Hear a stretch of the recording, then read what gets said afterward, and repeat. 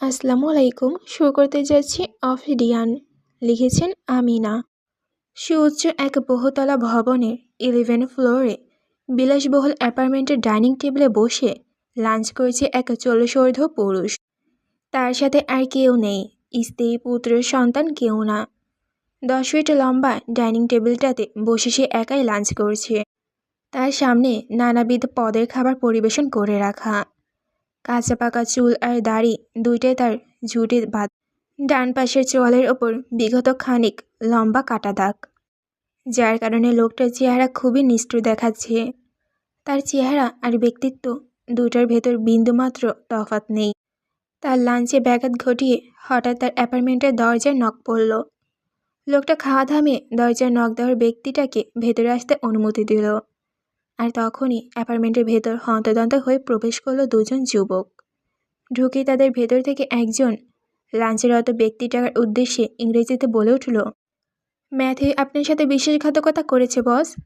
সে সাফওয়ানের সাথে হাত মিলিয়ে ওকে পালাতে সাহায্য করেছে। আমরা যা ধারণা করেছিলাম তার কিছুই হয়নি। সাফওয়ান পুরোপুরি সুস্থ আছে, কেউ ওর কিছুই করতে পারেনি। এছাড়া আরও একটা তথ্য পাওয়া গেছে যে ম্যাথুইনি সেই ব্যক্তি যে কিনা সাফওয়ানকে এতদিন আমাদের সমস্ত পরিকল্পনার তথ্য পাচার করেছে। আমাদের প্রতিটা মুভমেন্টের খবর সেই সাফওয়ানকে দিয়েছে। আর অন্য এক সূত্রের খবর পেয়েছি সাফওয়ানের সাথে একটা মেয়ে আছে। মেয়েটা সম্পর্কে ওর ঠিক কী হয় সেটা জানা যায়নি, তবে আমাদের দলের লোকেরা চেষ্টা করেছে মেয়েটার পরিচয় উদ্ঘাটন করার। এখন আমাদের করণীয় কি বস? ডাইনিং টেবিলে বসা লোকটা আর খাবার স্পর্শ করল না। চেয়ার ছেড়ে উঠে বেসিনে গিয়ে হাত ধুয়ে ফেলল। অ্যাপার্টমেন্টের ভেতরে আসা ছেলে দুটো সেভাবেই দাঁড়িয়ে রইল তাদের বসের আদেশের অপেক্ষায়। লোকটা বেসিন থেকে সরে এসে তার রুমের কবাটের কাছে গেল। এরপর কবাট থেকে একটা ফুলদার শার্ট বের করে গায়ে দিতে দিতে বেডসাইডে টেবিলের ওপর থেকে নিজের ফোনটা নিয়ে কল করলো কারো কাছে। ওপাশ থেকে কল রিসিভ হতেই লোকটা বলে উঠল, হারবার্ট বলছি, আমার হেলিকপ্টারটা রেডি করো, আমি বের হব এক্ষুনি। বলি ফোনটা কেটে দিল। তারপর শার্টের লাস্ট বোতামটা আটকে বেরিয়ে গেল অ্যাপার্টমেন্ট থেকে। বর্তমানে ম্যানহোলের আন্ডারগ্রাউন্ড রাস্তা দিয়ে ঝড়ের গতিতে ছুটে চলছে সাফওয়ান আর রুমাইশা। সাফওয়ান চলেছে সামনে, তার পেছনে পেছনে রুমাইশা। ম্যানহোলের শেষের অংশটায় গিয়ে থেমেছে নর্থ অ্যান্টার্কটিকার সাগরের ওপর। ম্যানহোলের পানিটা সাগরের নীল পানির সাথে মিশে গিয়ে নিজের কুলিসাদা দেহটা পবিত্র করে নেয় সেখানে। রুমাইশা গতকাল যখন এসেছিল এখানে, তখন ম্যানহোলের অন্য রাস্তা দিয়ে এসেছিল, যেটা ছিল শহরের ভেতর। কিন্তু এই রাস্তাটা সম্পূর্ণ শহরের শেষ সীমানায়। ম্যাপে দেখানো রাস্তা দিয়ে ওরা ছুটে চলছে দুইজনেই। জোনাসের সাথে কথা হয়েছে একটু আগে, ওরা ওদের নির্ধারিত জায়গা অপেক্ষা করছে। ম্যাথিউ, সাফওয়ান আর রুমাইশাকে গোপন রাস্তা পর্যন্ত সেফলি পৌঁছে দিয়ে নিজেও লড়ে যাচ্ছে গার্ডদের সাথে। বন্ধুর জন্য নিজের বসের সাথে বিশ্বাসঘাতকতা করেছে সে, তাই এই গার্ডগুলো একটা ব্যবস্থা করে দিয়ে খুব শীঘ্রই সেও তার আন্ডার থাকা ছেলেগুলোকে নিয়ে পালাবে। ওদের গাড়িগুলো ভার্সিটির বাইরে দাঁড় করানো। ইতিমধ্যে ম্যাথিউ খবর পেয়েছে হারবার্ট তার পার্সোনাল হেলিকপ্টারে ভার্সিটির উদ্দেশ্যে রওনা দিয়েছে। আর তার দীর্ঘ বিশ্বাস হারবার্টের টার্গেট এখন সে নিজেই, কারণ সেই সাফওয়ানকে পালাতে সাহায্য করেছে। আর সাফওয়ান কোথায় গিয়েছে সেটা শুধুমাত্র সেই বলতে পারবে। দুজন গার্ডসহ হেলিকপ্টারের পেছনে বসে আছে হারবার্ট। চোখ তার ভাবুক দৃষ্টি হেলিকপ্টারের জানলা দিয়ে বাইরে তাকিয়ে আছে সে। আর তার মাথার ভেতরে চলছে স্মৃতির রোমহন।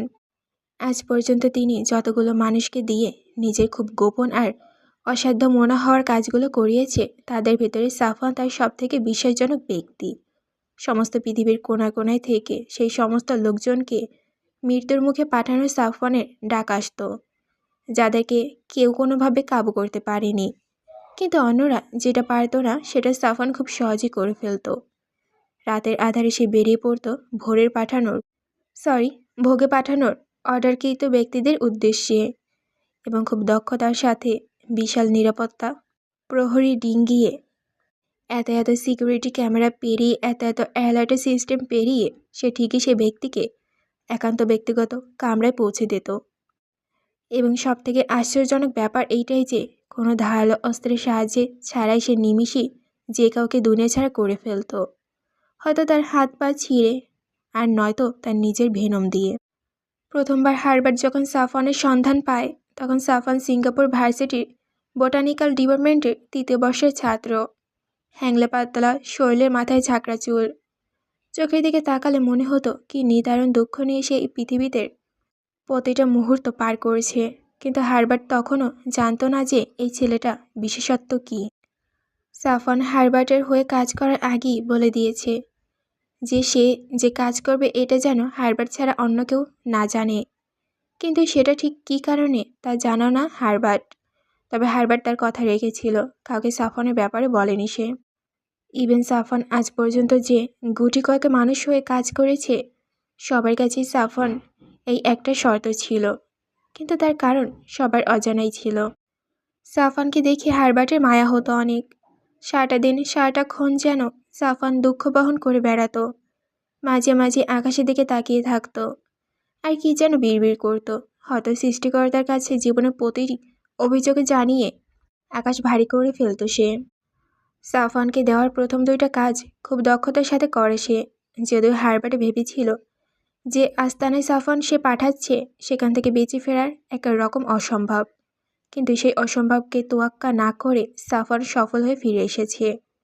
আর সাফওয়ানকে এমন সুস্থ সবল আর উইদাউট এনি স্কাচ দেখে হারবার্ট অবাকতার চরম সীমানে পৌঁছে যায়। কিন্তু এরপর আরও অবাক হয় যখন পরের দিন সকালে সে নিউজ খবর পায় যাকে জমের দুয়ারে পাঠাতে সে সাফওয়ানকে নিযুক্ত করেছিল, সে নাকি সাপের কেটে মারা গেছে। আর এটা নাকি এমন সাপ যার কোনো চিহ্ন নেই। এই প্রথমবার এমন কোনো অজানা সাপের সন্ধান পেয়েছিল আমেরিকান বিজ্ঞানীরা। আর এই ঘটনার পরই হারবার্ট আজ করতে পারে সাফওয়ানের ভেতর কিছু তো একটা ঝামেলা আছে। তাই সাফওয়ানের থেকে ধীরে ধীরে ওর ব্যক্তিগত কথাগুলো বের করার চেষ্টা করে হারবার্ট। কিন্তু নিজের পরিবার পরিজনের কথা জিজ্ঞেস করলেই কখনো বলতো না সাফওয়ান।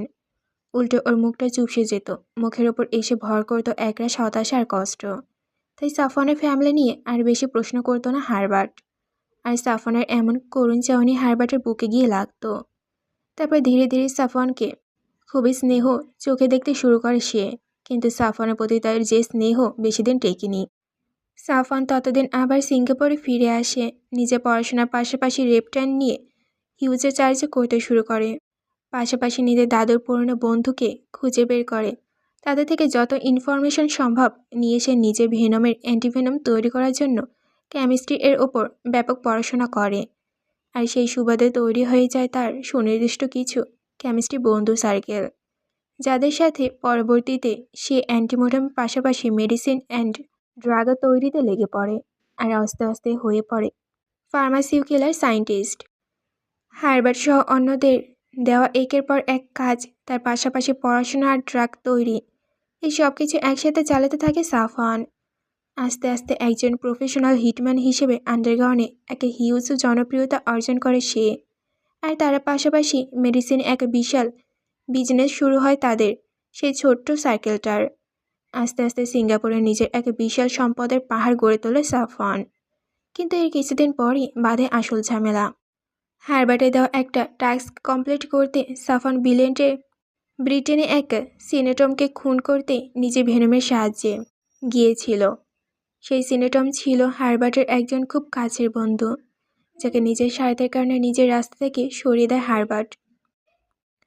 আর এরপর সেই লাশ যখন পোস্টমর্টমের জন্য নিয়ে যাওয়া হয়, তখন লাশের শরীর থেকে পাওয়া ভেনমকে এবার বিশেষভাবে এক্সামিন করা হয়।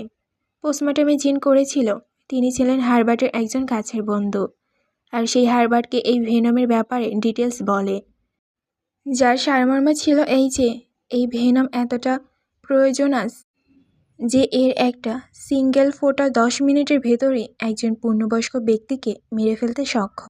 আর এর যেহেতু কোনো অ্যান্টিভেনম নেই, তাই যার শরীরে ভেনমটা পুশ করা হবে তার মৃত্যু অনিবার্য।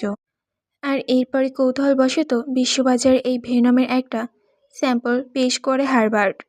আর সেটা পেশ করার পরই এই মূল্য যেটা উঠে সেটা দেখে চমকে যায় হারবার্ট। সে যা ধারণা করেছিল তার থেকেও অনেক অনেক বেশি দামি ছিল সাফওয়ানের ভেনমটা। আর এই ঘটনার পরে শুরু হয় হারবার্টের লোভ। সাফওয়ান ওর তৈরি করা রেপটাইন ল্যাবের আশেপাশে সমস্ত রেপটাইনগুলোকে গায়ে জড়িয়ে বসে থাকতো। সেটা ওর কাজে ছিল এক অন্য ধরনের শান্তি। কিন্তু কাজের চাপে সাফওয়ান যখন আমেরিকাতে ছিল বেশ কিছুদিন, তখন তার এই অশান্তি শান্তিতে ব্যাঘাত ঘটাতে শুরু করে, যার কারণে হঠাৎ একদিন অসুস্থ হয়ে পড়ে সাফওয়ান। জঙ্গলির মতো আচরণ করতে শুরু করে দেয় ও। আর এই খবর পাওয়ার মাত্রই হারবার্ট ওকে নিয়ে যায় ওর সেই পোস্টমর্টমকারী বন্ধুর কাছে। তিনি সাফওয়ানকে সমস্ত দেহটা চেক আপ করেন আর সন্ধান পান সৃষ্টিজগতের এক অবিশ্বাস্য সৃষ্টির। সাফওয়ানের ভেনম গ্রন্থের ভেনম থলিটা চেক করে দেখেন তিনি। আর এরপর যখন তিনি হারবার্টকে ইনফরমেশন করেন যে সাফওয়ান তার ভেনমের থলি 250 গ্রাম ভেনম ধারণ করে আছে, তখন হারবার্টের চোখ দুটো টাকার লোভে চকচক করে ওঠে। কিন্তু সাফওয়ানের ভেনম সহ একবারে নিতে গেলে সাফওয়ান বাঁচবে না, কারণ ওর ভেনম গ্রন্থির আর ভেনম থলি ওর হৃৎপিণ্ড সহ কিডনির সাথে এমনভাবে জড়িয়ে আছে যে ভেনমের থলিটা পুরোপুরি নিতে গেলে সাফওয়ানের মৃত্যু অনিবার্য। তাই হারবার্ট সিদ্ধান্ত নেয় আরও কিছুদিন পর সাফওয়ানের কাছে সে প্রস্তাব দিবে অল্প অল্প করে তার ভেনম থেকে যেন হারবার্টের কাছে বিষ বিক্রি করে। এতে সাফওয়ানও সুস্থ থাকবে আর হারবার্টও লাভবান হবে। কিন্তু হারবার্টের এই সমস্ত পরিকল্পনা ভেস্তে যায় যখন সাফওয়ান নিজে এই প্রফেশন থেকে অব্যাহতি দিয়ে নিজের মাতৃভূমিতে ফেরত আসার চিন্তা ভাবনা করে। সাফওয়ানের এই সিদ্ধান্ত তখন বাধা সাধে হারবার্ট। তার একটাই কথা, সাফওয়ান কিছুতে এই কাজে ছাড়তে পারবে না, কারণ তার মতো দক্ষ হাতের কেউ এই কাজগুলো করতে পারবে না। কেউ করতে গেলে নির্ঘাত মারা পড়বে। কিন্তু সাফওয়ান হারবার্টের কথা কানে নেয় না।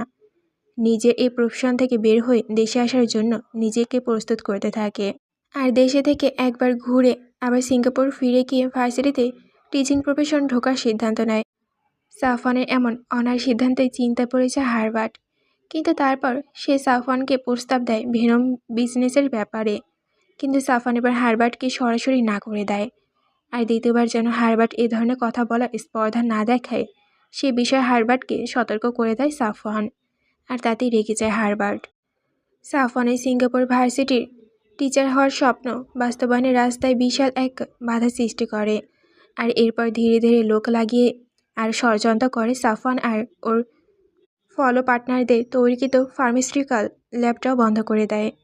কিন্তু তাতে দমে না গিয়ে সাফওয়ান যখন পুরোদমস্তক দেশে আসার প্রস্তুতি নিতে শুরু করে, তখনই হারবার্ট তার ছেলেদের উদ্দেশ্যে বলে যে সাফওয়ানকে আর তোষামত করার কোনো প্রয়োজন নেই। এখন ওর জীবনের কোনো মূল্য নেই হারবার্টের কাছে। তাই সাফওয়ানকে পৃথিবীর যে প্রান্তে পাওয়া যায় সেখান থেকে উঠিয়ে নিয়ে এসে ওর ভেনমের থলিটা কেটে ফেলার আদেশ দেয় ও। আর এরপর থেকে শুরু হয় সাফওয়ানকে খোঁজার অভিযান। আন্ডারগ্রাউন্ডের টানেলের ভেতর দিয়ে ছুটে চলেছে ওরা দুজন। 60 কিলো রাস্তার অর্ধেক কিছুটা বেশি পার করে ফেলেছে ওরা। ম্যাপে দেওয়া রাস্তা অনুযায়ী ওরা চলছে। ম্যাপটা সাফওয়ান ভাঁজ করে ওর প্যান্টের পকেটে পুরে রেখেছে। যখনই কনফিউশনে পড়বে ম্যাপটা বের করে দেখে নিচ্ছে। আর সেটার সাথে একটু জিরিয়েও নিচ্ছে ওরা। রুমাসা পানি তৃষ্ণা পেয়েছে, কিন্তু ওদের সাথে কোনো পানি নেই। গলা বুক শুকিয়ে গেছে ওর, কিন্তু কিছুই করার নেই। মাঝে মাঝে দাঁড়িয়ে দম নিচ্ছে ও। সাফওয়ানের কষ্ট হচ্ছে ওকে এইভাবে দেখে। ও কয়েকবার বলেছে রুমাসাকে ওর কোলে উঠে বসতে, তাহলে রুমাসার কষ্টটা একটু কম হবে, কিন্তু রুমাসা শোনেনি। সাফওয়ানকে ও মোটেও কষ্ট দিতে চাচ্ছে না। ছুটতে ছুটতে দুজনই ক্লান্ত হয়ে গেছে। কিন্তু এখন রুমাসা নিজের কষ্টকে প্রাধান্য দিয়ে সাফওয়ানের উপর নিজের ভর ছেড়ে দিলে সেটার মতো অমানবিক আর কিছুই হবে না। ইতিমধ্যে জিনাস আর রবার্ট কয়েকবার যোগাযোগ করেছে ওদের সাথে, কারণ এত দেরি হওয়ার কথা না ওদের। তারপরও দেরি হচ্ছে কেন সেটা ওরা বুঝতে পারছে না। রবার্টের ফ্যালকন এই টেক্সটটা সমুদ্রের পাড়ে আছে। রানওয়ের জন্য সেটা সমুদ্রের পাড়ে নিয়েছে ওরা। সাফওয়ান আর রুমাসা যেখানে এসে থামবে সেখান থেকে আরও 2 কিলোমিটার দূরে অবস্থান করেছে জিনাস আর রবার্ট। দুজনেই ওরা চিন্তিত নিজের বন্ধু আর বন্ধুর পত্নীর এমন অবস্থায়। আরও 10 কিলো এগোনোর পর রুমাসা হঠাৎ করে দাঁড়িয়ে গেল। রুমাসাকে ছাড়িয়ে বেশ খানিকটা পার হয়ে গেল সাফওয়ান, কিন্তু রিমুর অনুপস্থিতির টের পেতেই দাঁড়িয়ে গেল ও নিজেও। পেছনে ফিরে দেখল রুমাসা টানেলের দেওয়ালে ধরে দাঁড়িয়ে আছে। দম ফেলছে ও ঘন ঘন। এত সময় ধরে এক নাগাড়ে ছোটার ফলে ওর মুখটা লাল হয়ে গেছে। সাফওয়ান দ্রুত গতিতে এগিয়ে আসলো ওর দিকে। এসেই নিজের দুহাতে রুমাসার মুখখানা ধরে বলল, ঠিক আছিস তুই? কি হচ্ছে আমাকে বল। শরীর খারাপ লাগছে? বসবি কিছুক্ষণ? রুমাসা প্রত্যুত্তরে কিছু বলল না। ফ্যাল ফ্যাল করে অসহায়ের মতো খানিকক্ষণ তাকিয়ে রইল শুধু সাফওয়ানের চোখের দিকে। কিন্তু এরপর হঠাৎ করে গা গলে উঠল ওর। ধপ করে মাটিতে বসে গড়গড় করে বমি করে দিল। আঁতকে উঠল সাফওয়ান। তড়িঘড়ি করে নেতি পড়া রুমাইশাকে বমি করার জায়গাটা থেকে সরিয়ে এনে আলতো করে নিজের বুকের উপর টেনে নিল। তারপর রুমাইশার চুলের উপর দিয়ে ওর মাথায় একটা চুমু বসিয়ে দিল। আবার জিজ্ঞেস করলো, কি হচ্ছে বল আমাকে, কোথায় কষ্ট হচ্ছে পাখি আমার? না বললে আমি বুঝবো কিভাবে, কথা বল। রুমেশা এবারও কিছু বলল না। নিজে নেতিয়ে পড়া শরীরটার সম্পূর্ণ ভার সাফওয়ানের উপর ছেড়ে দিল ও। তারপর সাফওয়ানের বুকের সাথে নিজের কপাল আর নাক ঠেকে রেখে অনেক কষ্টে নিজের গলা দিয়ে মৃদু আওয়াজে বের করল। সাফওয়ানের উদ্দেশ্যে বলে উঠল, আপনি বাবা হতে চলেছেন সাফওয়ান। গত 3 মাস ধরে আপনার ছোট্ট অস্তিত্বটা আমার গর্ভে একটু একটু করে বেড়ে উঠছে। আমি আর পারছি না ছুটতে। সাফওয়ান যেন জমে গেল নিজের জায়গায়, নিজের কানকে যেন বিশ্বাস করতে পারছে না। আর এখন এই মুহূর্তে ভীষণ কান্না পাচ্ছে ওর। ওর বুকের ভেতর কষ্ট হতে লাগলো প্রচুর। মনে হচ্ছে কলিজাটা কেউ ছিঁড়ে নিয়ে যাচ্ছে। ওর 3 মাসের গর্ভবতী স্ত্রীর ওপর দিয়ে এই মুহূর্তে যে হিউজ প্রেশারটা যাচ্ছে তার জন্য সম্পূর্ণভাবে দায়ী ও নিজে। আর যদি কোনোভাবে ওর রিমু আর ওর অনাগত সন্তানের কিচ্ছু হয়, তাহলে ও নিজেকে ক্ষমা করতে পারবে না, কোনোদিনও না। দাঁতে দাঁত চেপে রইল সাফওয়ান। বুকের ভেতরটা ওর দুমড়ে মুচড়ে যাচ্ছে। কোনো কিছু না ভেবে ওর নিজের পোশাকের উপরের অংশটা খুলে ফেলল। আর তারপর কোলে তুলে নিল রিমুকে। এরপর রিমুর হাত দুটো নিজের ঘাড়ের পেছনে দিয়ে গায়ে খুলে ফেলা পোশাকটা দিয়ে রিমুর হাত দুটো বেঁধে দিল শক্ত করে, যেন রিমুর শক্তি হারালো তাকে আঁকড়ে ধরতে পারে। এরপর রিমুর ব্যাকপ্যাক হাতড়ে আরও একটা টি শার্ট বের করলো সাফওয়ান। সেটা দিয়ে রিমুর পা দুটো নিজের কোমরের পেছনে দিকে একসাথে নড়ে বেঁধে দিল শক্ত করে। আর এরপর একটা ট্রাউজার বের করে রুমাইশা কোমরের সাথে নিজের কোমরটা বেঁধে নিল। তারপর ওর কাঁধের উপর মাথা রাখা রুমাইশার কানে কাছে মুখ নিয়ে বলল, শক্ত করে ধরে রাখ আমাকে। জীবন চলে গেল আমাকে ছাড়বি না, আর আমার প্রাণ থাকতে আমি তোদেরকে ছাড়ব না। আর এরপর রুমাইশাকে কোলে নিয়ে সাফওয়ান নিজের সর্বোচ্চ গতিতে ছুটে চলল ওর গন্তব্যের দিকে। ওরা যখন ম্যানহোলের শেষ সীমানে পৌঁছালো তখন ঘড়ি কাটায় বিকাল 5টা পেরিয়ে 6টার দিকে অগ্রসর হয়েছে। ম্যানহোলের এই পাশের ঢাকনাটা আটকানো, সেখান থেকে পানি ঝমঝমিয়ে পড়ছে নিচে, আর সেটা বয়ে চলে যাচ্ছে সাগরের বুকে। সেই ঝলমলানো নোংরা পানির ভেতরটা দিয়ে বুক পর্যন্ত ডুবিয়ে এগিয়ে আসছে সাফওয়ান। রুমাইশার ব্যাকপ্যাকটা ওর নিজের পিঠে। সেখান থেকে প্রয়োজনীয় সরঞ্জাম নিয়ে ও ম্যানহোলের ঢাকনার স্ক্রুগুলো খুলল একে একে। কিন্তু এতগুলো বছর ধরে এক জায়গায় স্থির থাকার ঢাকনাটা প্রচণ্ড রকম শক্ত হয়ে আটকে পড়ে আছে এক জায়গায়। সাফওয়ান প্রথমে নিজের হাত দিয়ে কয়েকবার ধাক্কা দিল ঢাকনাটায়, কিন্তু কাজ হলো না। এদিকে নোংরা পানির স্পর্শে এসে রুমাইশা বারবার হাত চেয়ে দিচ্ছে। সাফওয়ানকে আগের থেকেও বেশি শক্ত করে আঁকড়ে ধরে রেখেছে ও। পানিটা থেকে গন্ধ আসছে বিচ্ছিরি। রুমাইশা গা গলিয়ে আসছে, কিন্তু কিছু করার নেই। সাফওয়ান আরও কয়েকবার হাত দিয়ে ধাক্কা দেওয়ার পরও যখন সেটা খুলল না, তখন সাফওয়ান একটু পেছন দিকে সরে গিয়ে ছুটে এসে পা দিয়ে আঘাত করলো ঢাকনাটায়। আর তখনই সেটা খুলে গিয়ে ছিটকে পড়ল কোনো একদিকে। নোংরা পানিটা হঠাৎ বাঁধীন হয়ে দ্বিগুণ বেগে বয়ে চলতে লাগলো যেন। ওদের সামনে এখন পানির ফোয়ারা, কিন্তু এই পানির নিচে শুধু পাথর। পানির উচ্চতা বেশি না, হাঁটু পর্যন্ত হবে সাফওয়ানের। কিন্তু খুব সাবধানে পা ফেলতে হবে, নইলে অসাবধানতায় পা যদি একবার কোনো পাথরের ফাঁকে আটকে যায় বা পা ফসকে যায়, তাহলে মরতে হবে দুজনকেই। সাফওয়ান জোরে একটা নিঃশ্বাস নিয়ে রুমাইশাকে কোলে নিয়েই নেমে পড়ল সেখানে। তারপর হাঁটতে হাঁটতে পাথরের ওপর বয়ে চলা পানিটা পার হয়ে ওরা এলো সমতলে। এখান থেকে আরও 1.5 কিলোমিটার দূরে জেনাস আর রবার্ট। সাফওয়ান হাঁটছে, ওর নিঃশ্বাস পড়ছে ঘন ঘন, মাঝে মাঝে একটু বেশি জোরে দম ফেলছে ও। রুমাইশা কিছুক্ষণ পর বলে উঠল, আমাকে নামিয়ে দিন এবার, বাকিটা আমি হাঁটতে পারবো, সমস্যা হবে না আমার। সাফওয়ান রুমাইশার কথায় অসম্মতি জানিয়ে বলল, তোর শরীর ভালো না, বমি করেছিস একবার, শরীর দুর্বল হয়ে গেছে। আমি যদি জানতাম আমাদের সন্তান আসতে চলেছে পৃথিবীতে, তবে কখনোই তোকে আমি এই ঝামেলায় জড়াতে দিতাম না। এখন জড়িয়েছিস যখন, তখন চুপচাপ বসে থাক। কিন্তু রুমাইশা শুনল না। ও বারবার ওকে নামিয়ে দেওয়ার জন্য জোরাজোরি করতে লাগলো। ওর কথায় অতিষ্ঠ হয়ে সাফওয়ান এইবার বলল, বেশি ফটফট করলে সাগরের মাঝখানে ফেলে দিয়ে আসবো, চুপ থাক। তোকে ছোটোবেলায় সারাদিন কোলে নিয়ে ঘুরতাম, যখন ছোটোবেলায় ঘুরতে পেরেছি এখনও পারবো। সৃষ্টিকর্তা আমার এই দেহটা অকারণে দেয়নি, তোকে কোলে নেওয়ার জন্যই দিয়েছে। রুমেশা সাফওয়ানের কাঠটা আরও শক্ত করে আঁকড়ে ধরে মুচকি হেসে বলল, ওহ আচ্ছা, তাহলে আমি আর কোল থেকে নামছি না। সাফওয়ান নিজেও রুমেশাকে আরও শক্ত করে নিজের সাথে চিপকে নিয়ে ছোট্ট করে বলল, হুম। ম্যাথুই পালাতে সক্ষম হয়নি। হারবার্টের গার্ডদের হাতে ধরা পড়ে গেছে ও পালিয়ে যাওয়ার সময়। তবু নিজের সাথে ছেলেগুলোকেও সেফ জোনে পাঠিয়ে দিয়েছে। শুধু ওই যেতে সক্ষম হয়নি। বর্তমানে ভার্সিটির পাশে এক বিল্ডিংয়ে পরিত্যক্ত একটা কামরার চেয়ারের সাথে বেঁধে রাখা হয়েছে তাকে। চোখের কাছটায় কালশিটে দাগ পড়ে গেছে, ঠোঁটের কোণা দিয়ে রক্ত গড়িয়ে পড়তে পড়তে চুইয়ে চুইয়ে তা এক জায়গায় স্থির হয়ে গেছে। গায়ের পোশাকটা মারার চোটে ছিঁড়ে গেছে কয়েক জায়গায়। সে ছেঁড়া জায়গাগুলো দিয়ে শরীরের বিভিন্ন আঘাতের চিহ্ন উঁকে দিচ্ছে। ওর পাশে হাতে মোটা সোটা একটা লৌহ দণ্ড নিয়ে দাঁড়িয়ে আছে কয়েকজন ছেলে। এতক্ষণ ওরা ওকে লাঠিপেটা করেছিল, কিন্তু কাঠের কাজ না হয় এখন লোহা দিয়ে চলে এসেছে ওরা। ম্যাথুইন যদি সাফওয়ানের লোকেশন ঠিক ঠিক বলে দেয়, তবে এই লোহার রডের একটা বাড়িও ম্যাথুইনের শরীরে পড়বে না এবং তাকে ছেড়ে দেওয়া হবে বলে কথা দিয়েছে হারবার্ট। ম্যাথুইন চোখ বুজে পড়ে আছে চেয়ারে, নিজের মনের সাথে যুদ্ধ করছে ও। ওই লোহার রডের একটা বাড়ি খেলেই ওর দম ফুরিয়ে যাবে চিরতরে।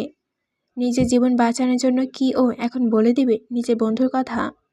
কিন্তু যদি বলে দেওয়ার পরও তার কপালে মৃত্যু লেখা থাকে, তাহলে? হারবার্টের উপর তার কোনো বিশ্বাস নেই। সে কথা দিয়ে কথা রাখবে ঠিকই, কিন্তু সেটা শুধু বন্ধুর বেলায়, শত্রু বেলায় নয়। তাহলে সে কি করবে? নিজের বন্ধুর প্রাণ বাঁচানোর জন্য চুপ থাকবে, নাকি তার জীবন বাঁচানোর জন্য বন্ধুর সাথে সে বিশ্বাসঘাতকতা করবে? ম্যাথুইন চুপ করে আছে দেখে ওর পাশে দাঁড়ানো ছেলেগুলো একটা তার হাতে থাকা রডটা উঁচু করে ধরে ওকে আঘাত করার জন্য। মুভমেন্টের শব্দ পেতেই ম্যাথুইন ছট করে চোখ খুলল। তারপর সাথে সাথে বলে উঠল, আমি বসের সাথে কথা বলতে চাই। রডে উঁচু করে ধরা ছেলেটা মুখ বেঁকিয়ে হাসল নিঃশব্দে। তারপর রডটা আবারও নিচে নামিয়ে সে তার পাশে দাঁড়ানো ছেলেটাকে ইশারা করল রবার্টকে খবরটা দেওয়ার জন্য, যে ম্যাথুইন তার সাথে কথা বলতে চায়। আদেশ পেয়ে সে ছেলেটা ছুটল হারবার্টের উদ্দেশ্যে। তার কিছুক্ষণ পর সেই ছেলেটা আবারও ঢুকলো কামরায়, হাতে একটা খনদানি চেয়ার নিয়ে। আর তার কিছুক্ষণ পরই 6 জনের একটা গার্ড নিয়ে কামরায় প্রবেশ করলো হারবার্ট। হারবার্ট এসে পায়ের ওপরে পা তুলে বসলো চেয়ারটায়। তারপর ম্যাথুইকে উদ্দেশ্য করে বলল, বলো, আমি শুনছি। ম্যাথুই কিছুক্ষণ চুপ থেকে ধীর গলায় বলে উঠল, সাফওয়ান বস্টার হারবার এর ওয়ালস্টন সি বিচ থেকে প্লেনে চড়বে। তারপর কোথায় যাবে সেটা আমি জানি না, আমাকে বলা হয়নি। এতক্ষণে হয়তো পৌঁছে গেছে ওরা সেখানে। ওর সাথে ওর স্ত্রী আছে, আর খুব সম্ভবত ওর 2 জন বন্ধু। এর বেশি কিছু আমি জানি না। হারবার্ট তীক্ষ্ণ চোখে ম্যাথুইয়ের দিকে কিছুক্ষণ তাকিয়ে বলে উঠল, তোমার কথা আমি কেন বিশ্বাস করব, যেখানে তুমি আমার সাথে প্রথমে বিশ্বাসঘাতকতা করেছো, আর নিজের বন্ধুর সাথেও এখন বিশ্বাসঘাতকতা করছো। ম্যাথুইন মাথা নিচু করে বলল, আমার কাছে নিজের বন্ধুর সাথে বিশ্বাসঘাতকতা করা ছাড়া আর কোনো উপায় নেই।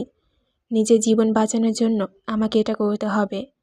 আর সাফওয়ানও হয়তো আমার ব্যাপারটা বুঝবে, কারণ আমি ওকে বলতে শুনেছি জীবন বাঁচানো ফরজ। ফরজ অর্থ হলো অবশ্যই কর্তব্য। তারপর মাথা তুলে সোজা হারবার্টের চোখের দিকে তাকিয়ে বলল, আর আপনার সাথে বিশ্বাসঘাতকতা করেছি কারণ আপনাকে আমি পছন্দ করি না, কখনোই করিনি, এখনও করি না, ভবিষ্যতেও করব না। কিন্তু আমি এখন সত্যি কথা বলছি। হারবার্ট পায়ের ওপর থেকে পা নামালো, তারপর চেয়ার ছেড়ে উঠতে উঠতে রডধারী ছেলেটার উদ্দেশ্যে বলল, ওর হাত পা বেঁধে ওর কোমরের সাথে একটা পাথর বেঁধে সাগরে ফেলে দিয়ে আসো। ওর মতো বিশ্বাসঘাতককে আমার প্রয়োজন নেই, আর না সাফওয়ানের প্রয়োজন আছে। বলেই কামরা থেকে বেরিয়ে গেল হারবার্ট। আর ম্যাথুইন সেই চেয়ারের উপর বসে নিজের চোখ দুটো বুঝে নিল। প্রাণ বাঁচানোর শেষ চেষ্টাটাও তার ব্যর্থ হলো। রডধারী ছেলেটা নিজের হাতের রডটা রেখে এগিয়ে এলো ম্যাথুইনের বাঁধন খুলে তাকে তার জন্য নির্ধারিত শাস্তি দেওয়ার জন্য। জোনাস আর রবার্ট নিজেদের প্লেনটাকে সি বিচের রানওয়েতে রেখে আশেপাশে ঘুরঘুর করছে সাফওয়ান আর রুমেশার অপেক্ষায়। রবার্টে চিন্তায় পড়ে গেছে সি বিচের বালির ওপর দিয়ে তার প্লেনটা ঠিকভাবে সে আকাশে ওড়াতে সক্ষম হবে কি না, কিন্তু সক্ষম তাকে হতেই হবে, এছাড়া কোনো উপায় নেই। ওদের ল্যাবরেটরিটা হারবার্টের ষড়যন্ত্র করে ফ্লোরে ক্লোজ করে দেওয়ার পর থেকে ওরা সবাই দলছুট হয়ে গিয়েছিল, কিন্তু ওদের হৃদয়ের কোনো অংশ কমেনি। বরং হৃদয়ের অংশ আরও গাঢ় হয়েছে। রবার্টের মনে আছে, সে যখন ল্যাবে একেবারে নতুন, তখন তার হাতে কোনো টাকা ছিল না। তার স্ত্রী তখন সন্তান সম্ভবা। পেটটা তার অনেকটাই বড় ছিল। পেটে তার ট্রিপলেট। সি সেকশন ছাড়া আর কোনো উপায় ছিল না।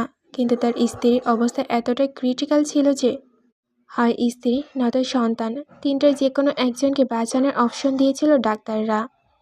ওর এত সামর্থ্য ছিল না যে কোনো বড় হসপিটালে নিজের স্ত্রীকে নিয়ে গিয়ে সেখানে অ্যাডমিট করাবে।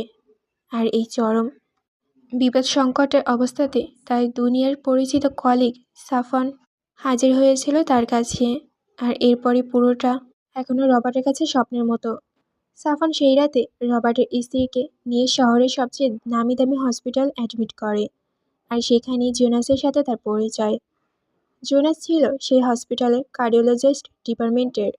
সেই থেকে গাইনি ডিপার্টমেন্টের ডক্টরদের সাথে কথা বলেছিল রবার্টের ওয়াইফের জন্য সবচেয়ে সেরা ট্রিটমেন্টের ব্যবস্থা করে। আর হসপিটালের সমস্ত এক্সপেন্স বহন করে সাফন। সে এক্সপেন্সের একটা টাকাও পরবর্তীতে ফেরত নেয়নি সাফন। সেদিন তার স্ত্রী সহ 3টে বাচ্চা থেকে 2টি বাচ্চা বাঁচাতে পারে ডাক্তাররা, আর একটি বাচ্চা পেটের ভেতরে মারা যায়। তবু সেদিন সাফনের করা এত বিশাল উপকারের কথাটা রবার্ট আজ পর্যন্ত ভোলেনি। সেদিনের পর থেকে সাফন ওর জন্য একটা বিশাল কিছু। এখন রবার্টের টাকা হয়েছে, গাড়ি বাড়ি, প্রাইভেট জেট সব হয়েছে, কিন্তু সেদিন সাফনে করা উপকারের কাছে তার এই সম্পদের পাহাড় কিছুই না। তাই সাফনের জন্য যে কোনো রিস্ক নিতে সে রাজি। এমন সময় হঠাৎ জোনাসের কণ্ঠ কানে এলো রবার্টের।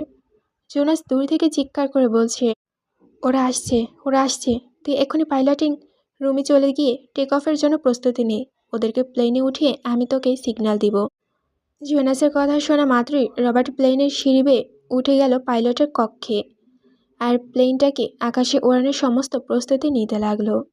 এরপর ব্লুটুথের মাধ্যমে জোনাসকে বলল, ওদেরকে প্যারাশুট ব্যাগ নিয়ে তুই একটা নিচে পড়ে নিস। হারবার যদি জানতে পারে আমরা ফ্লাইট করে যাচ্ছি অ্যামাজনে, তবে বুলেটে মেরে উড়িয়ে দেবে। তখন যেন আমরা বেঁচে ফিরতে পারি। জেনার সম্মতি জানিয়ে রবার্টের সাথে কানেকশন ডিসকানেক্ট করে সাফন আর রুমাইশার কাছে এসে পৌঁছানোর অপেক্ষায় দাঁড়িয়ে রইল। সাফন রুমাইশাকে কোলে নিয়ে ছুটে আসলো ওদের দিকে। এখনই এখান থেকে সরে পড়তে হবে ওদেরকে। ম্যাথিউয়ের সাথে হওয়া রবার্টের প্রতিটা কথা শুনেছে ও। ম্যাথিউয়ের ব্লুটুথ ডিভাইসটা সাফনের সাথে কানেক্ট হয়েছিল অনেক আগে থেকেই। ম্যাথিউর সেটা জানতো, তাই হারবার্টের ধরে ফেলার পর ও সেটা ডিসকানেক্ট করেনি। ব্লুটুথ ডিভাইসটার ওর প্যান্টের পকেটে থাকা হারবার্টও কিছুক্ষণ বোঝেনি যে ব্যাপারটা কি হচ্ছে। সাফন জেনাসের কাছাকাছি এসেই রুমাসের বাঁধনগুলো খুলে নিচে থেকে ছাড়িয়ে মাটিতে নামিয়ে দিল। তারপর জেনাসকে বলল, আমাদের এই মুহূর্তে বের হতে হবে, নইলে হারবার্ট আর ওর গার্ডরা আমাদেরকে নাগালে পেয়ে যাবে। সেটা কিছুতেই হতে দেওয়া যাবে না। জেনাস সম্মতি জানিয়ে সাফন আর রুমাসাকে সিঁড়ি বেয়ে প্লেনে উঠে যেতে বলল। আর ওরা উঠে গেলে জেনাস নিজে উঠে প্লেনের সিঁড়িটা প্লেনের ভেতরে নিয়ে ভেতর থেকে দরজা বন্ধ করে দিল। এরপর রবার্টকে জানিয়ে দিল যে ওরা সবাই উঠে গেছে ভেতরে। রবার্ট যেন এবার ফ্লাইটের প্রস্তুতি নেয়। এখান থেকে অ্যামাজন পর্যন্ত যেতে মিনিমাম 10 থেকে 12 ঘন্টা লেগে যাবে। রবার্ট প্লেনটাকে রওনায় যথাসম্ভব রান করিয়ে টেক অফ করে আকাশে উড়ে দিল। সাফন আর রুমাশা প্রথমে নিজেদের ভিজা পোশাক পরিবর্তন করে শরীরে লেগে থাকা নোংরা পানিগুলো ভালোভাবে ধুয়ে মুছে অন্য পোশাক পরে নিল। এরপর জিনাস ওদেরকে প্যারাশুট ব্যাগগুলো ধরিয়ে দিল। সাফন আগেই স্কাই ডাইভিং করার অভিজ্ঞতা থাকলেও রুমাশার সে অভিজ্ঞতা জিরো। আর অভিজ্ঞতা ছাড়া প্যারাশুট নিয়ে লাফ দিতে গেলে মৃত্যুর সম্ভাবনা 90%। তাই শেষমেশ সিদ্ধান্ত হলো, সেরকম পরিস্থিতি তৈরি হলে সাফন আর রুমাশা অ্যাম্বেল স্কাইভিং করবে। রুমাশাকে সাফনের সাথে জুড়ে দেওয়া হবে। এতে করেই আর কোনো ক্ষতির সম্ভাবনা থাকবে না। রাত এখন 3টার কাছাকাছি। রবার্ট যত দ্রুত সম্ভব প্লেনটাকে অ্যামাজনের দিকে নিয়ে যাচ্ছে। সকাল 6টা নাগাদ ওরা পৌঁছে যাবে অ্যামাজনের কাছে। তখন আর কোনো চিন্তা থাকবে না। পাইলটের কক্ষে রবার্টের পাশে বসে আছে জোনাসের ঘুম আসছে, মাঝে মাঝে ঢুলছে ও। থেকে থেকে তন্দ্রের ওর মাথাটা নিচের দিকে চলে আসছে। পরক্ষণে আবার ধর্মর করে উঠে বসছে। রবার্ট হাসছে ওর কাণ্ড কারখানা দেখে। রবার্ট জেনাসকে অনেকবার বলেছে যে তুই ভেতরে গিয়ে ঘুমা, কিন্তু জেনাস ভিতরে যাবে না, ও এখানেই থাকবে। ওর ভাষ্যমতে সাফওয়ান তার ঘুমন্ত বউয়ের দিকে যে প্রেমপূর্ণ দৃষ্টিতে তাকিয়ে আছে আর ঘুমিয়ে থাকা অবস্থাতে যে পরিমাণ কেয়ার করেছে তাতে সে সেখানে থাকলে খুবই অস্বস্তি বোধ করবে। তাই কপাতকপিটিকে তাদের মতো ছেড়ে দিয়ে এসেছে এখানে। রবার্ট মুচকি হাসলো। জিনাসকে বলল, আমি কখনো ভাবিনি এমন রকচটা আর নিষ্ঠুর প্রকৃতির কোনো প্রফেশনাল হিটম্যান কখনো কাউকে এত গভীরভাবে ভালোবাসতে পারে। আর সেটা যদি সাফওয়ান হয় তাহলে তো কখনোই সম্ভব না। কিন্তু আমার সব ধারণা ভুল প্রমাণ করে ও আর বউর প্রতি ভালোবাসা দেখালো। কতখানি পথ ওর বউকে কোলে নিয়ে ছুটছে তা ভাবতে পারছি না। আমি তো আমার ছোট্ট মেয়েটাকেও এতখানি রাস্তা এক নাগাড়ে কোলে নিয়ে দৌড়াতে পারবো না। জোনাস বলল, আমাদের সাথে ওর তুলনা চলে নাকি? আমরা হলাম অর্ডিনারি হিটম্যান, হোমো স্যাপিয়েন্স, আর ও হলো হোমো স্নেক। দুইজন ওরা আবারও হেসে উঠল। জোনাস আবারও বলা শুরু করলো, ওর বডি দেখেছিস তুই? আমার বয়স ওর থেকে 3 বছর বেশি। জিম যাই সপ্তাহে 3 দিন, তবু ভুঁড়ি একটু একটু করে ফুলছে। আর ওকে দেখ, আমাদের ল্যাবের অপোজিটে 22 তলা বিল্ডিংয়ের 5th ফ্লোরে সেই ন্যান্সি নামে মেয়েটা কি পাগলি না হয়েছিল ওকে দেখে। একদিন তো শুধু আন্ডারওয়্যার পরে খুঁজতে খুঁজতে সাফওয়ানের বেডরুমে পর্যন্ত চলে গেছিল। আর খেয়েছিল ঝটকা, মেরেওছে। মেয়েটার লাশ পাওয়া গিয়েছিল পরদিন মেয়েটির অ্যাপার্টমেন্টে। সাফওয়ান যে কীভাবে সব কিছু এত সুন্দর করে ম্যানেজ করে আমার মাথায় আসে না। রবার্ট ফাজলামি করে বলল, এই জন্যই তো তুই ডাক্তার আর ও হিটম্যান। তোরও ওর মতো মাথা থাকলে তুইও হিটম্যান হতি, কিন্তু তোর যে মাথা, হিটম্যান কেন, হিটমাছি হওয়ার যোগ্যতাও নেই তোর। জিওনাস কেঁপে গিয়ে বলল, মানুষ মারা থেকে মাছি মারা বেশি কঠিন। তুই একটা মানুষের হার্ট বার কর, চাকু ঢুকিয়ে দিবি বের করার জন্য, খেলা খতম। কিন্তু একটা মাছি মারতে তোর জান প্রাণ বেরি হয়ে যাবে। শালা শুধু উড়াউড়ি করে। রবার্ট নির্বিকারে মুখ সামনের দিকে তাকিয়ে বলে উঠল, এই জন্যই তো বলেছি তুই হিটমাছি, তোর হাঁটুর নিচে বুদ্ধি। প্রাইভেট জেটের ভেতরের অংশের লং সোফায় মাথার নিচের কুলুস দিয়ে, কংগ্রেস ব্রো, বাবা হওয়ার অনুভূতি পৃথিবীর সেরা অনুভূতিরগুলোর ভেতরে অন্যতম। আমার বাচ্চাগুলো যখন আমাকে বাবা বাবা বলে ডেকে বাড়ি মাথায় তোলে, তখন আমি কী যে ভালো লাগে বলে বুঝাতে পারবো না। তুইও বুঝবি বিষয়টা, বাচ্চা আগে ল্যান্ড করুক। জোনাস হেসে বলল, জীবন যুদ্ধে এক ধাপ এগিয়ে গেলে ব্রাদার। আর এদিকে আমার শেরোনা বাচ্চা নিতেই চায় না, বলে এখনও সময় আছে। এরকম আনন্দ আমিও পেতে চাই, এবার গিয়ে ওকে রাজি করাবো আমি। রবার্ট অটো পাইলট অন করে রেখে উঠল। তারপর ওরা সবাই মিলে এলো আবার ভেতরে। রবার্ট ঢুকলো কিচেনের দিকে। সাফওয়ান আর জোনাস বসে রুমাশের থেকে কিছুটা দূরে রাখা সোফায় গল্প করেছে। নিজেদের ভেতরে নিচু গলায় ফিসফিস করে কথা চালিয়ে যেতে থাকলো ওরা দুজন। খানিকক্ষণ পর রবার্ট এলো প্লেটে করে একটা বিফ বার্গার আর স্যালাড নিয়ে। তারপর সাফওয়ানের সামনে এসে ধরে বলল, বেশি করে বিফ দিয়েছি, সিনজিং দিয়েছি অল্প করে। তোরা কেমন খাস তা তো আমি জানি না, তবু চেষ্টা করেছি। চিজ বেশি করে দিয়েছি, এটা চললে কিনা দেখ। আর স্যালাডটা আমার ওয়াইফের স্পেশাল রেসিপি, খুব মজার। তোর ওয়াইফের কাছে কেমন লাগবে জানি না, তবে আমার কাছে খুব পছন্দের। সাফওয়ান রবার্টের হাত থেকে প্লেট 2টা নিয়ে রুমাশার সামনের সোফায় গিয়ে বসলো। তারপর সেগুলো পাশে রেখে দিয়ে রুমাশার চোয়ালের উপর নিচে হাত দিয়ে ছোট ছোট করে চাপড় দিতে দিতে বলল, রিমু রে, ওঠ তো, খেতে হবে, ওঠ। রুমাশা চোখ মেলল ধীরে ধীরে। তারপর সোফার ওপর কিছুটা আড়মোড়া করে চোখ দুটো রগরগে শোয়া থেকে উঠে বসলো ও। তারপর সাফওয়ানের কথা মতো বেসিনে গিয়ে হাত মুখ ধুয়ে এসে আবার সোফায় বসলো। সাফওয়ান ওর হাতে আগে স্যালাডের প্লেটটা তুলে দিল। রুমাশা প্লেটটা হাতে নিয়ে খানিকক্ষণ তাকিয়ে থেকে বলল, আমাকে কি আপনার ছাগল মনে হয়? এসব পাতাপুতি দিয়ে ভর্তি করে রেখেছেন কেন?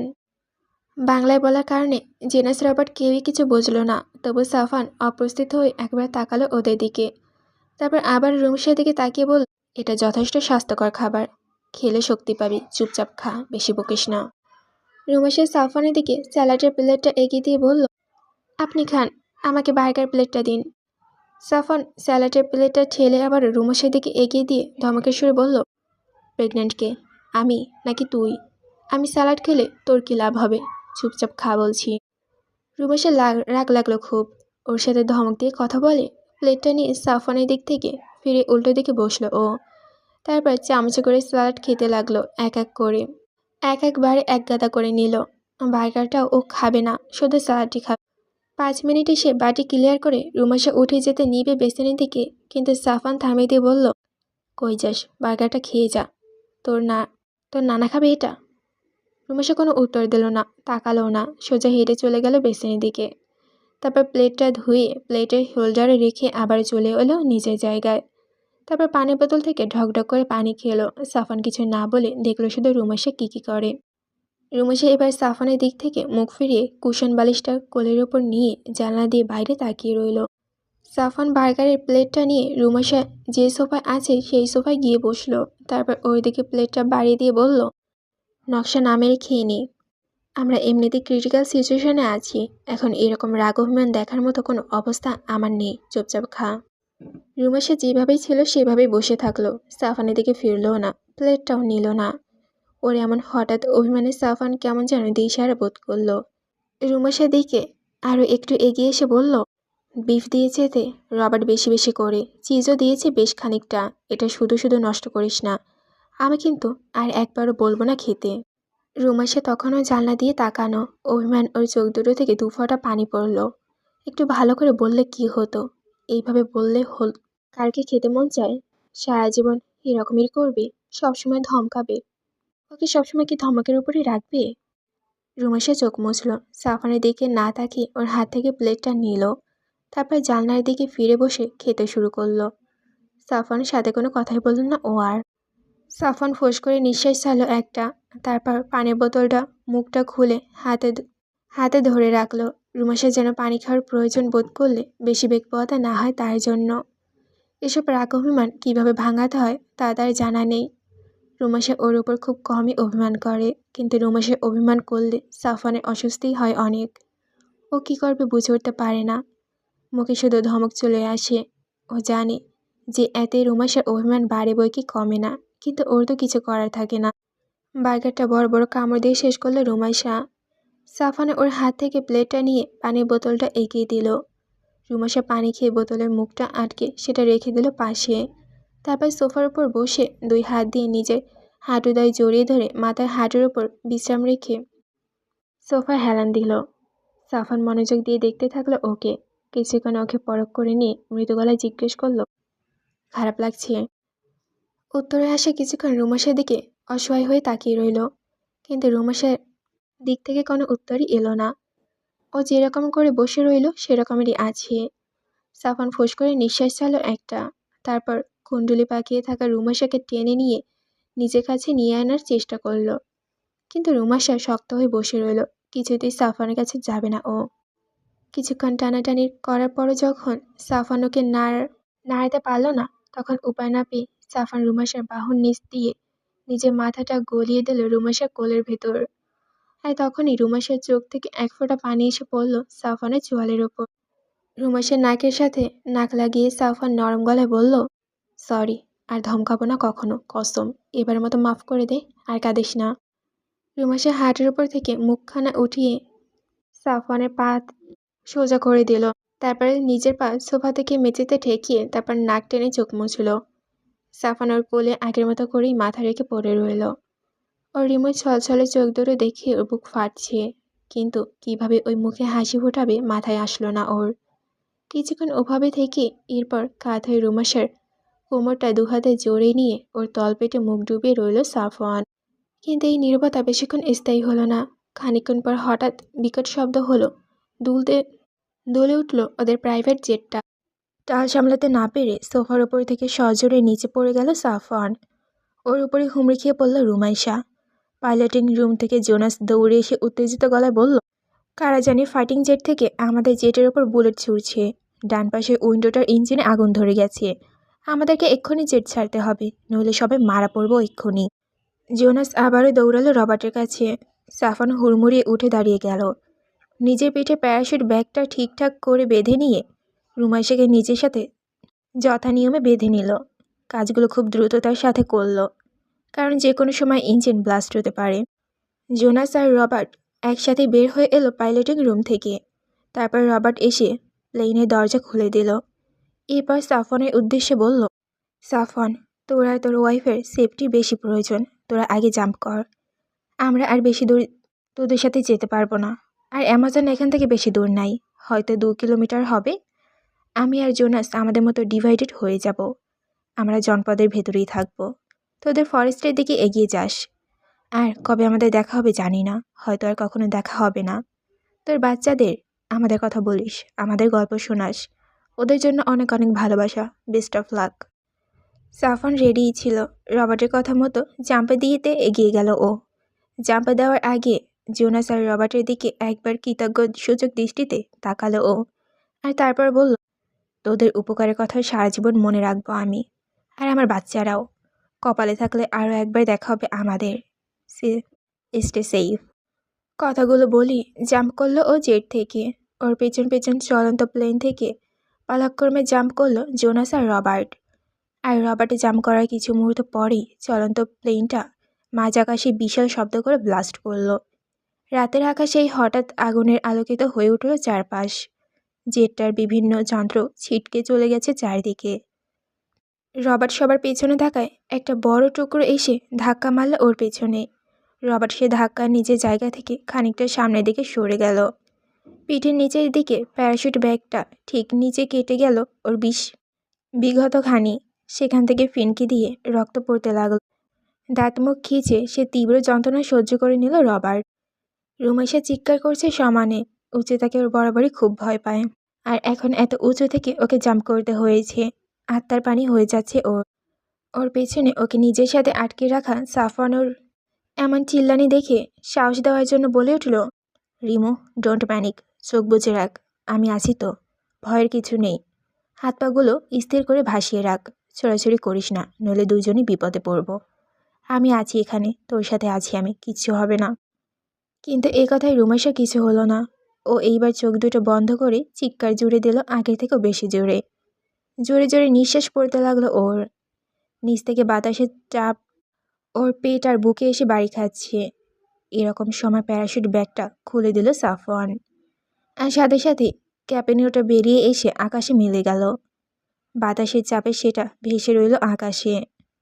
আর তখনই আবারও চোখ খুলল রুমাইশা। ওর চিৎকার ক্রমে স্থির হয়ে এলো। এখন ভোর প্রায় 5টার কাছাকাছি। পূর্ব দিগন্ত থেকে সূর্যের আলো উঁকি দিচ্ছে। সেই পৃথিবীর পৃষ্ঠে থাকা মানুষগুলো দেখার আগেই ওরা দেখছে। রুমাইশা তাকিয়ে রইল সেদিকে। ভোরের এমন অমায়িক সৌন্দর্য এই প্রথম উপলব্ধি করেছে ও। সাফওয়ানের গাইডেন্স নিজের হাত পাগুলো বাতাসে বিপরীতে যথানিয়মে ধরে রইল। ছোট ছোট চুলগুলো ওড়াউড়ি করতে লাগলো ওর। ওদের থেকে কিছুটা দূরে আরও একটা প্যারাশুট দেখল রুমাইশা। চেহারাটা তেমন বোঝা যাচ্ছে না, হয়তো জোনাস হবে। আর জোনাসের থেকে আরও খানিকটা দূরে আর সামান্য উঁচুতে আরও একটা প্যারাশুট। রুমাইশা চারদিকে তাকিয়ে দেখতে লাগলো সব কিছু, কিন্তু চারদিকে তাকাতই নিচের দিকে তাকাচ্ছে না ও। নিচে তাকালে মাথাটা চক্কর দিয়ে উঠছে ওর। সাফওয়ানকে অভয় দিচ্ছে, নিজেকে স্বাভাবিক রাখার জন্য তাগিদ দিচ্ছে সাফওয়ান।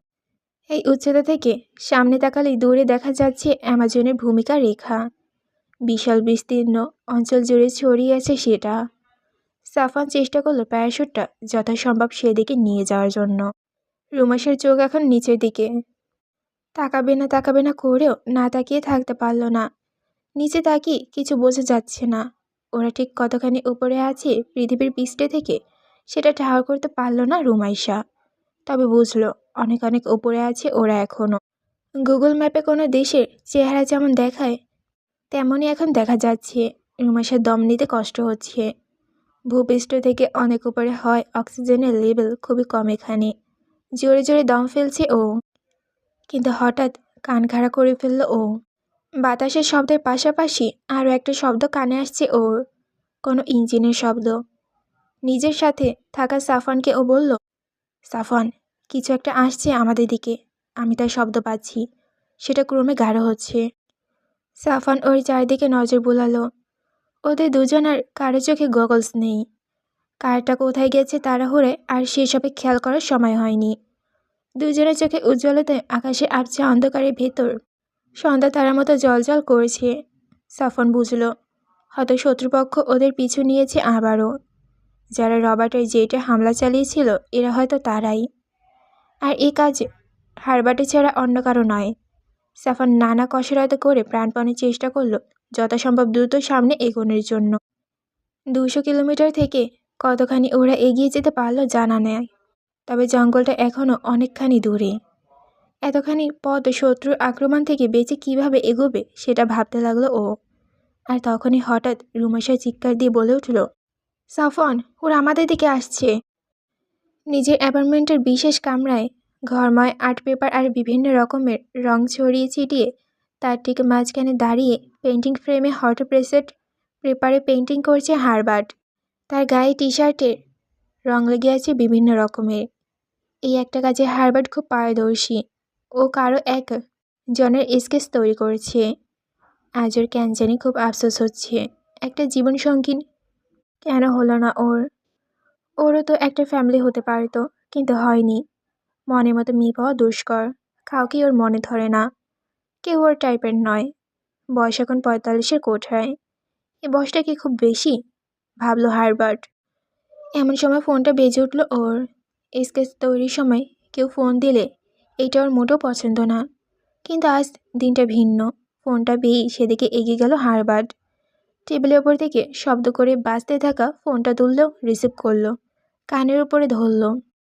ওপাশ থেকে কেউ একজন বলে উঠল, বস, আমরা পেয়ে গেছি ওদেরকে। এখন আপনার আদেশের অপেক্ষায় আছি। ওদের দুজন কি বাঁচাবো?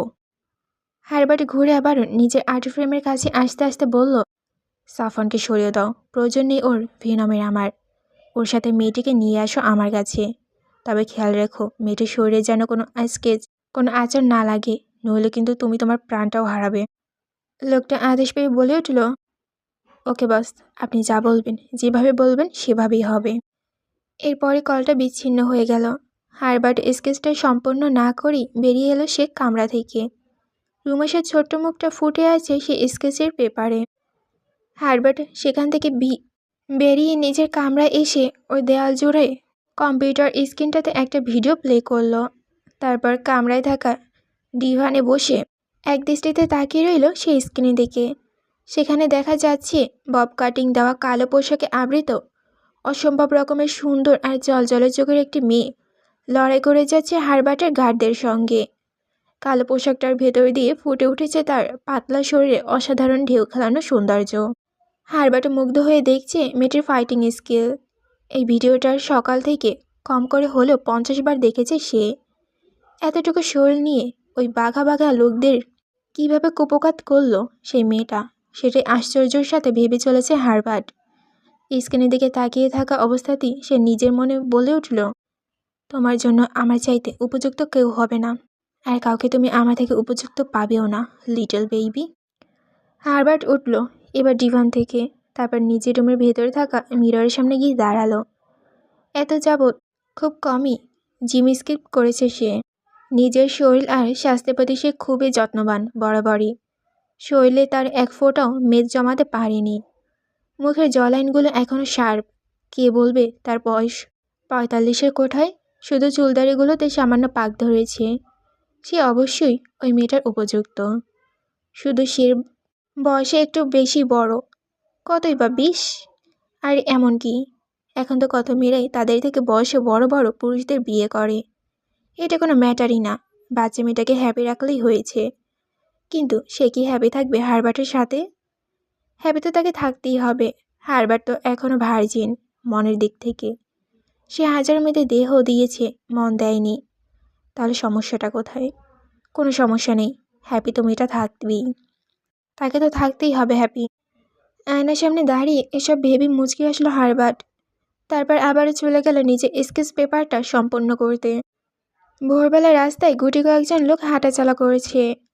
ঠান্ডা হয়ে আছে চারপাশ, মৃদুমন্দ বাতাস বইছে চারিদিকে।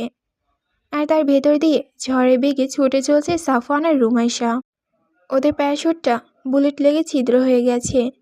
বুলেট লাগার অবস্থাতেই সেটা অ্যামাজনের দিকে তীব্র গতিতে ছুটে গেছে অনেকখানি। আর তারপরেই সাফওয়ান আর রুমাইশাকে নিয়ে মুখ থুবড়ে সেটা মাটিতে পড়েছে। সাফওয়ানের পায়ে চোট লেগেছে, তেমন ছুটতে পারছে না ও। রুমাইশা ওর সামনে সামনে ছুটছে। অ্যামাজন এখান থেকে 80 কিলো, এত দূরত্ব ছুটে পার করা সম্ভব নয়। তার উপরে সাফওয়ানের পায়ে জখম। ফাইটার জেট থেকে হারবার্টের গার্ডরা সাফওয়ানদের প্যারাশুটে লক্ষ্য করে বুলেট ছুঁড়েছে। আর তারপর সাফওয়ানরা মাটিতে মুখ থুবড়ে পড়লেই জেট থেকে গার্ডরাও প্যারাশুট করে অস্ত্রশস্ত্র নিয়ে নেমেছে ওদেরকে কবজা করতে।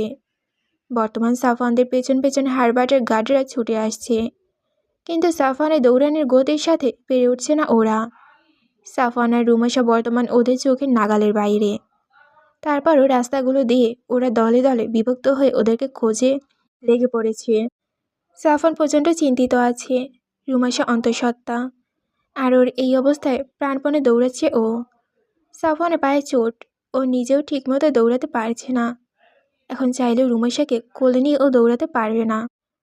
রুমাশা ছুটতে ছুটতে আরও কিছু দূর গিয়ে দাঁড়িয়ে পড়লো হঠাৎ করেই। ও আর পেরে উঠছে না, পেটের ভেতর অসম্ভব রকমের ব্যথা করছে, মোচড় দিয়ে দিয়ে উঠছে তলপেটের কাছটাতে, চোখ মুখ ওর ব্যথায় কুঁচকে যাচ্ছে। ওকে থামতে দেখে সাফওয়ানও থামলো। রুমাশা কাছে এসে মুখটা দুহাতে আগলে নিয়ে জোরে দম ফেলতে লাগলো। রুমাশা ব্যথায় কুকড়ে যাওয়া মুখটার দিকে অসহায় চোখে তাকিয়ে ও জড়ানো গলায় বলে উঠল, আমি একজন ব্যর্থ স্বামী। আমার স্ত্রীর এমন দুর্দিনে আমি তার জন্য কিছুই করতে পারছি না। এর চেয়ে দুর্ভাগ্যযোগ্য আর কি হতে পারে আমার জন্য। রুমাশা প্রত্যুত্তরে কিছু বলল না। প্রচণ্ড ব্যথায় ওর মুখের বুলিগুলো যেন হারিয়ে যেতে লাগলো। সাফওয়ানের বুকের সাথে নিজে মাথাটা ঠেকিয়ে ও দাঁড়িয়ে রইল মাঝ রাস্তায়। ঠিক তখনই একজন স্থায়ী এগিয়ে এলো ওদের দিকে।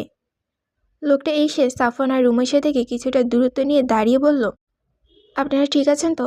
আপনাদের কোনো সাহায্য লাগবে? উনি কি অসুস্থ? রুমাশাকে দেখিয়ে জিজ্ঞেস করলো সে লোকটা। সাফওয়ান তার দিকে চোখ তুলে তাকাতেই লোকটা ভড়কালো, কিন্তু সাথে সাথেই পরিস্থিতি সামালে দিতে সাফওয়ান লোকটাকে বলল, ভয় পাবেন না, এটা একটা কাপল কস্টিউম। গতকাল রাতে আমরা একটা পার্টিতে ছিলাম, ভোরবেলা সেখান থেকে সরাসরি চলে এসেছি, তাই আর মেকআপ আর রিমুভ করিনি। লোকটা আশ্বস্ত হলো সাফওয়ানের কথায়। লোকটা এমন স্বস্তির নিঃশ্বাস ফেলতে দেখে সাফওয়ান আবার বলল, আমার স্ত্রী অসুস্থ হয়ে গেছে হঠাৎ করেই, কিন্তু আমার কাছে গাড়ি নেই। আমাদেরকে কোনোভাবে যদি সাহায্য করতেন তবে খুব উপকার হতো। লোকটা রুমাশা থেকে আরও একবার দেখল। রুমাশাকে দেখে বোঝা যাচ্ছে যে সে খুব যন্ত্রণায় আছে। লোকটার মায়া হলো অনেক। বলল, আপনারা এখানেই দাঁড়ান, আমি এক্ষুনি আমার গাড়িটা নিয়ে আসছি। লোকটা সেখান থেকে চলে যেতেই সাফওয়ান রুমাশাকে নিয়ে পাশে একটা বাড়ির প্রাচীনের কোণায় লুকিয়ে পড়ল। হারবার্টের গার্ডরা যদি এর ভেতরে ওদের কাছে পৌঁছে যায় তবে সেটা খুবই খারাপ হবে। সাফওয়ান এখন নিজের জন্য কোনো চিন্তা নেই। ওর মস্তিষ্কে পুরোটা জুড়ে এখন রুমাশা আর ওর অনাগত সন্তানদের চিন্তা। ওদেরকে বাঁচিয়ে রাখায় নিজের সবটুকু দিয়ে দিবে সাফওয়ান। খানিকক্ষণ পর সে লোকটা তার বাড়ির ভেতর থেকে বের হয়ে এলো একটা রংচটা সাদা রঙা গাড়ি নিয়ে। লোকটা রাস্তার উপর এসেই আশেপাশে তাকিয়ে খুঁজল সাফওয়ান আর রুমাশাকে। সাফওয়ান তখন রুমাশাকে নিয়ে বের হয়ে এলো সে বাসাটার কোণা থেকে, আর তারপর রুমাশাকে কোলে তুলে নিয়ে গাড়ির পেছনের সিটে দরজা খুলে বসে পড়ল সিটে। ওরা ঠিকঠাকভাবে বসার পর লোকটা জিজ্ঞেস করলো, আপনারা কোথায় যাবেন, হসপিটালে নাকি বাসাতে? সাফওয়ান রুমাশার মাথাটা নিজের কাঁধের উপরে ভালোভাবে রাখতে রাখতে বলল, আমরা বাসাতেই যাব। লোকটা গাড়ি স্টার্ট দিতে দিতে জিজ্ঞেস করলো, বাসাটা কোথায়? সাফওয়ান তীক্ষ্ণ চোখে গাড়ি ভিউ মিররের ভেতর দিয়ে লোকটার চোখের দিকে তাকিয়ে বলল, অ্যামাজন। গাড়ির ভিতরে আরও একবার বমি করে দিয়েছে রুমাইশা। এত ছোটাছুটির ফলে ওর শরীরটা একেবারে যেন নেতিয়ে গেছে। পেটে বাচ্চাটা না থাকলে হয়তো এত বেশি অসুবিধা হতো না। সেই ছোট্ট মাংসপিণ্ডটাও হয়তো মায়ের এমন ছোটাছুটির কারণে মোটেও ভালো নেই। গাড়ির ভেতরে কোনো পানি নেই, তাই গাড়ি থেকে বের হয়ে রুমাইশার জন্য পানির ব্যবস্থা করতে গেল সাফওয়ান। রুমাইশাকে গাড়ির ভিতরে রেখে গেল, কিন্তু গাড়ি থেকে নামার সময় ওর মনে হচ্ছিল যেন কলিজার আধখানা গাড়িতেই রেখে যাচ্ছে। পেছন থেকে হারবার্টের ছেলেরা এসে কতদূর পৌঁছিয়েছে তা জানে না সাফওয়ান। কখন না জানি ওরা নাগাল পেয়ে যায় ওর প্রাণপ্রিয় স্ত্রীর। সাফওয়ান খুবই দ্রুতর সাথে আশেপাশে গিয়ে কোনো এক জায়গা থেকে এক বোতল পানি নিয়ে এক প্রকারে ছুটে এসে আবার গাড়ির কাছে থামলো। তারপর গাড়ির ভেতরে ঢুকে লোকটাকে বলল, দাঁড়ানোর প্রয়োজন নেই ক্রিস্টোফার, আপনি গাড়ি চালানো চালু রাখুন। ক্রিস্টোফার সাফওয়ানের কথা মতো গাড়ি চালানো জারি রাখলো, আর সাফওয়ান গাড়ির ভেতরেই রুমাইশার চোখ মুখে পানি দিয়ে খানিকটা পানি ওকে খাইয়ে দিয়ে নিজেও খেলো। তারপর ক্রিস্টোফারকে দিয়ে দিল। সাফওয়ানের শরীরের ওপর নিজের শরীরের সমস্ত ভার ছেড়ে দিয়ে রুমাইশা নিস্তেজ নিশ্চিন্তে চোখ দুটো বন্ধ করে পড়ে রইল, ক্লান্ত ও অনেক। সাফওয়ান ওকে দুই হাতে আগলে নিয়ে নিজের বুকের সাথে চেপে ধরে রইল, দৃষ্টি ওর বাইরে দিকে আর কখনো কখনো গাড়ির পেছনে। সতর্ক দৃষ্টিতে ও পেছনের দিকে নজর রাখছে, যেন কোনোভাবেই হাড়বাটাই ছেলেরা ওদেরকে ধরে না ফেলে। ঘড়িতে এখন সকাল 8টার কিছুটা বেশি বেজে গেছে। বেশ খানিক পথ সর্বোচ্চ গতিতে গাড়ি চালানোর পর ক্রিস্টোফার বলে উঠল, আমরা প্রায় অ্যামাজনের কাছাকাছি চলে এসেছি। আপনাদের বাসাটা কোথায়? ঠিকানা দিন, সেখানে নামিয়ে দিয়ে আসবো। সাফান এতক্ষণ চুপচাপ পড়েছিল রুমাইশাকে কোলের ভেতর নিয়ে। ক্রিস্টোফারের কথায় উত্তরে ও বলল, প্রয়োজন নেই ক্রিস্টোফার, আপনি আরও কিছুটা সামনে গিয়ে আমাদেরকে নামিয়ে দিন, আমরা এখান থেকে নিজেদের গন্তব্যে পৌঁছে যাব। ক্রিস্টোফার সম্মতি জানিয়ে গাড়ি চালানো জারি রাখল। সে প্রথম থেকে সাফান আর রুমাইশাকে দেখছে। রুমাইশার প্রতি সাফানের এমন যত্ন আর ভালোবাসা দেখে তার স্ত্রীর কথা শুধু মনে পড়েছে। সেও তার স্ত্রীকে এইভাবে ভালোবাসত, কিন্তু সৃষ্টিকর্তা তাকে আর ভালোবাসার সুযোগ দেননি। গত বছর ক্যান্সারে আক্রান্ত হয়ে তার স্ত্রীর পরপারে পাড়ি জমায়। এখন সে শুধু স্মৃতির পাতায়। ক্রিস্টোফার দীর্ঘশ্বাস ছাড়ল একটা। ঠিক তখনই সাফানের বুকের ওপর থেকে নিজের নেতানো মাথাটা হঠাৎ করে উঠিয়ে ফেলল রুমাইশা। ওর কান দুটো খাড়া হয়ে গেল। ভ্রুকুটি করে ও আরও ভালো করে শোনার চেষ্টা করলো কিছু একটা। আর তারপরই সাফানকে বলল, এদিকে অনেক উঁচু স্পিডে কয়েকটা গাড়ি আসছে মনে হচ্ছে, আমি শুনতে পাচ্ছি সেগুলোর শব্দ, শো শো করে আসছে সেগুলো। সাফান চকিত তাকালো একবার রুমাইশার দিকে, তারপর ক্রিস্টোফারকে জিজ্ঞেস করলো, এইখান থেকে অ্যামাজনের ভেতর যেতে কত সময় লাগতে পারে ক্রিস্টোফার? ক্রিস্টোফার কিছুক্ষণ ভেবেচিন্তে উত্তর দিল, গাড়ি ফুল স্পিডে চালালে আধা ঘন্টায় পৌঁছে যাবেন, কিন্তু আপনারা ফরেস্টের ভেতর কেন যাবেন? সাফান তার প্রশ্নের কোনো উত্তর না দিয়ে বলল, আমাদেরকে এখানেই নামিয়ে দিন ক্রিস্টোফার, বাকিটুকু আমরা নিজেরাই চলে যাব। ক্রিস্টোফার সাথে সাথে গাড়ি থামিয়ে দিল। সাফান রুমাইশাকে নিজের সাথে জড়িয়ে নিয়ে গাড়ি দরজা খুলে নামলো রাস্তায়। তারপর ক্রিস্টোফারকে বলল, আপনার এই উপকার আমরা কখনোই ভুলব না ক্রিস্টোফার, সৃষ্টিকর্তা আপনার উত্তম প্রতিদান দিন। রুমাইশা নিজের গলা থেকে শামসুলের দেওয়া স্বর্ণের সরু চেইনটা খুলে ক্রিস্টোফারের হাতে দিয়ে বলল, আপনার এই উপকারের কোনো মূল্য হয় না, কিন্তু তবু আপনি এটা রেখে দিন। আপনি শুধু আমার আর আমার হাজব্যান্ডের জন্য এতখানি রাস্তা পাড়ি দিয়েছেন। আপনার যা খরচ হয়েছে সেটা এর থেকেও হয়তো বেশি। এটা আপনি উপহার হিসেবে গ্রহণ করুন, খুশি হব অনেক। আপনাকে অনেক ধন্যবাদ এতগুলো সাহায্য করার জন্য। ক্রিস্টোফার চেইনটা নিতে চাইল না। রুমাইশাকে ফিরিয়ে দিতে গেল কয়েকবার, কিন্তু রুমাইশা নিল না, বলে দিল যে এটা তার প্রাপ্য। আর তারপর ওরা ক্রিস্টোফারের থেকে বিদায় নিয়ে রাস্তা বাদ দিয়ে বাসা বাড়ির ভেতর দিয়ে সামনে আগাতে থাকলো, যেন ওদেরকে কেউ না দেখে ফেলে। রাস্তায় দলে দলে মানুষ বের হতে শুরু করেছে। সবাই যার যার কর্মক্ষেত্রে যাওয়ার জন্য বাসা থেকে বের হয়ে ছুটে চলছে রাস্তায়। বাচ্চারা স্কুলে যাওয়ার জন্য বের হয়েছে। ভোরে থেকে এখন লোক সমাগম একটু বেশি হয়েছে। আর এসবের ভেতর দিয়ে দ্রুত গতিতে পা চালিয়ে হেঁটে চলেছে সাফান আর রুমাইশা। দৌড়াচ্ছে না, দৌড়ালে সাধারণ মানুষ ওদেরকে সন্দেহ করবে। সোজা পূর্ব দিকে হাঁটছে ওরা। মাঝে মাঝে রাস্তার মানুষজনের কাছ থেকে জিজ্ঞেস করে নিচ্ছে যে তারা আসলে সঠিক রাস্তায় এগোচ্ছে কিনা। একবার অ্যামাজনে পৌঁছে গেলে সাফওয়ানের আর কোনো চিন্তা থাকবে না, কারণ অ্যামাজনের অধিকাংশ এলাকায় ওর নজরদারি নেই। রুমাইশাকে নিয়ে ও সবচেয়ে সেফ জায়গাতেই চলে যাবে, যেখানে ওদেরকে কেউ অনুরক্ষণীয় যন্ত্র দিয়েও খুঁজে পাবে না, আর সেখানে কেউ জঙ্গলি জানোয়ার ভয়েও যাবে না। সাফওয়ানের পায়ে চোট লাগার জায়গাটায় ব্যথা ক্রমশ বেড়ে চলেছে, তবুও নিজের সর্বশক্তি দিয়ে হেঁটে চলেছে ও। ওর বাঁ হাতে শক্ত করে ধরা রুমাইশার ডান হাত। রুমাইশা হাঁটতে হাঁটতে নিজের তলপেটটাতে মাঝে মাঝে হাত বোলাচ্ছে। থেকে থেকে ব্যথায় মুচড়ে উঠছে সেখানটা, কিন্তু সাফওয়ানকে কিছুই বুঝতে দিচ্ছে না আর কিছু বলছেও না। বললেই সাফওয়ান ওকে নির্ঘাত কোলে তুলে নেবে। মানুষটা নিজেই পায়ে ব্যথায় নড়তে পারছে না, পাটা মুচকে গেছে, খানিকটা কেটেও গেছে, ফুলে গেছে সে জায়গাটা। এই অবস্থায় রুমাইশার কোন মুখে নিজের সমস্যার কথা বলবে ও?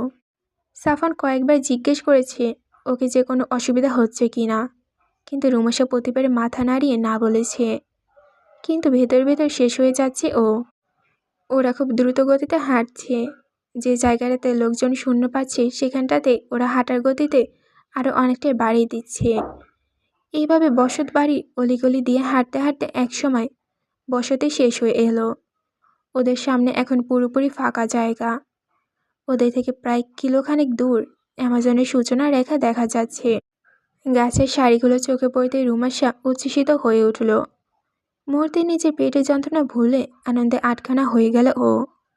চোখ মুখে ওর আনন্দের ঝিকিক দেখা যাচ্ছে। সাফওয়ান নিজের বামে তাকিয়ে দেখল রুমাশা ওর উচ্ছ্বসিত মুখখানা। জঙ্গলটাকে দূর থেকে দেখি তার বউয়ের এমন অবস্থা, তাহলে যখন জঙ্গলের ভেতরে সেই চোখ ধাঁধানো সৌন্দর্য সে দেখবে, তখন না জানি কি করবে।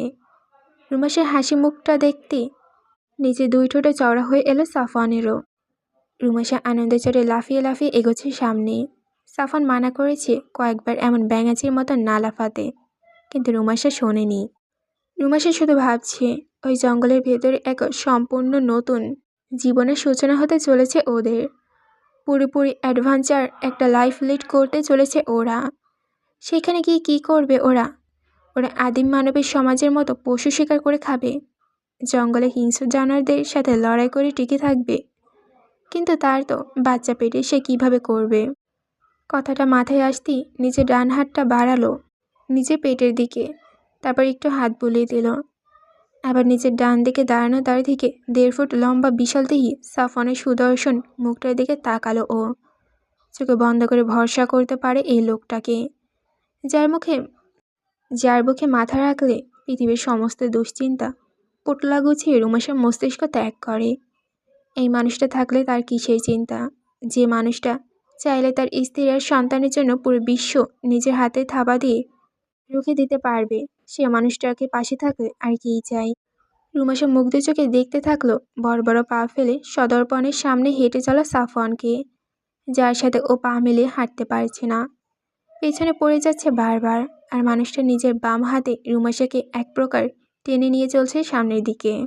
রুমাশা কল্পনা চোখে দেখতে পেল একজন খুব যত্নশীল পিতাকে, যে তার ছোট্ট তুলতুলে বাচ্চাকে পরম যত্নে নিজের বুকের ওপরে ঠেকিয়ে রেখেছে এক হাতে, আর অন্য হাতে আগলে রেখেছে নিজের স্ত্রীকে। চারপাশে ঘন জঙ্গল, সেখানে কত রকমের প্রাণী, ছোট বড়, শান্ত, হিংস্র, বড় বড় দাঁতওয়ালা মাংসওয়ালী প্রাণী, সাপ, বিচ্ছু, কিন্তু কোনো কিছুই এই মানুষটির উপস্থিতির কারণে তাদের আশেপাশে ঘেঁষছে না। একটা নিরাপদ দূরত্ব বজায় রেখে উস্কুক চোখে সেই প্রাণীগুলো দেখছে তাদেরকে। অভয়ারণ্যের নতুন আগত এই সদস্যগুলোকে দেখছে তারা। নিজের অজান্তেই রুমাশার মুখে এক তৃপ্তির হাসি ফুটে উঠল। রুমাশা তার দিকে তাকিয়ে আছে অনুভব করতেই সাফওয়ান নিজের বামে তাকালো। রুমাশার চোখে চোখ পড়ল ওর। বুড়ো নাচি জিজ্ঞেস করলো কেন তাকিয়ে আছে।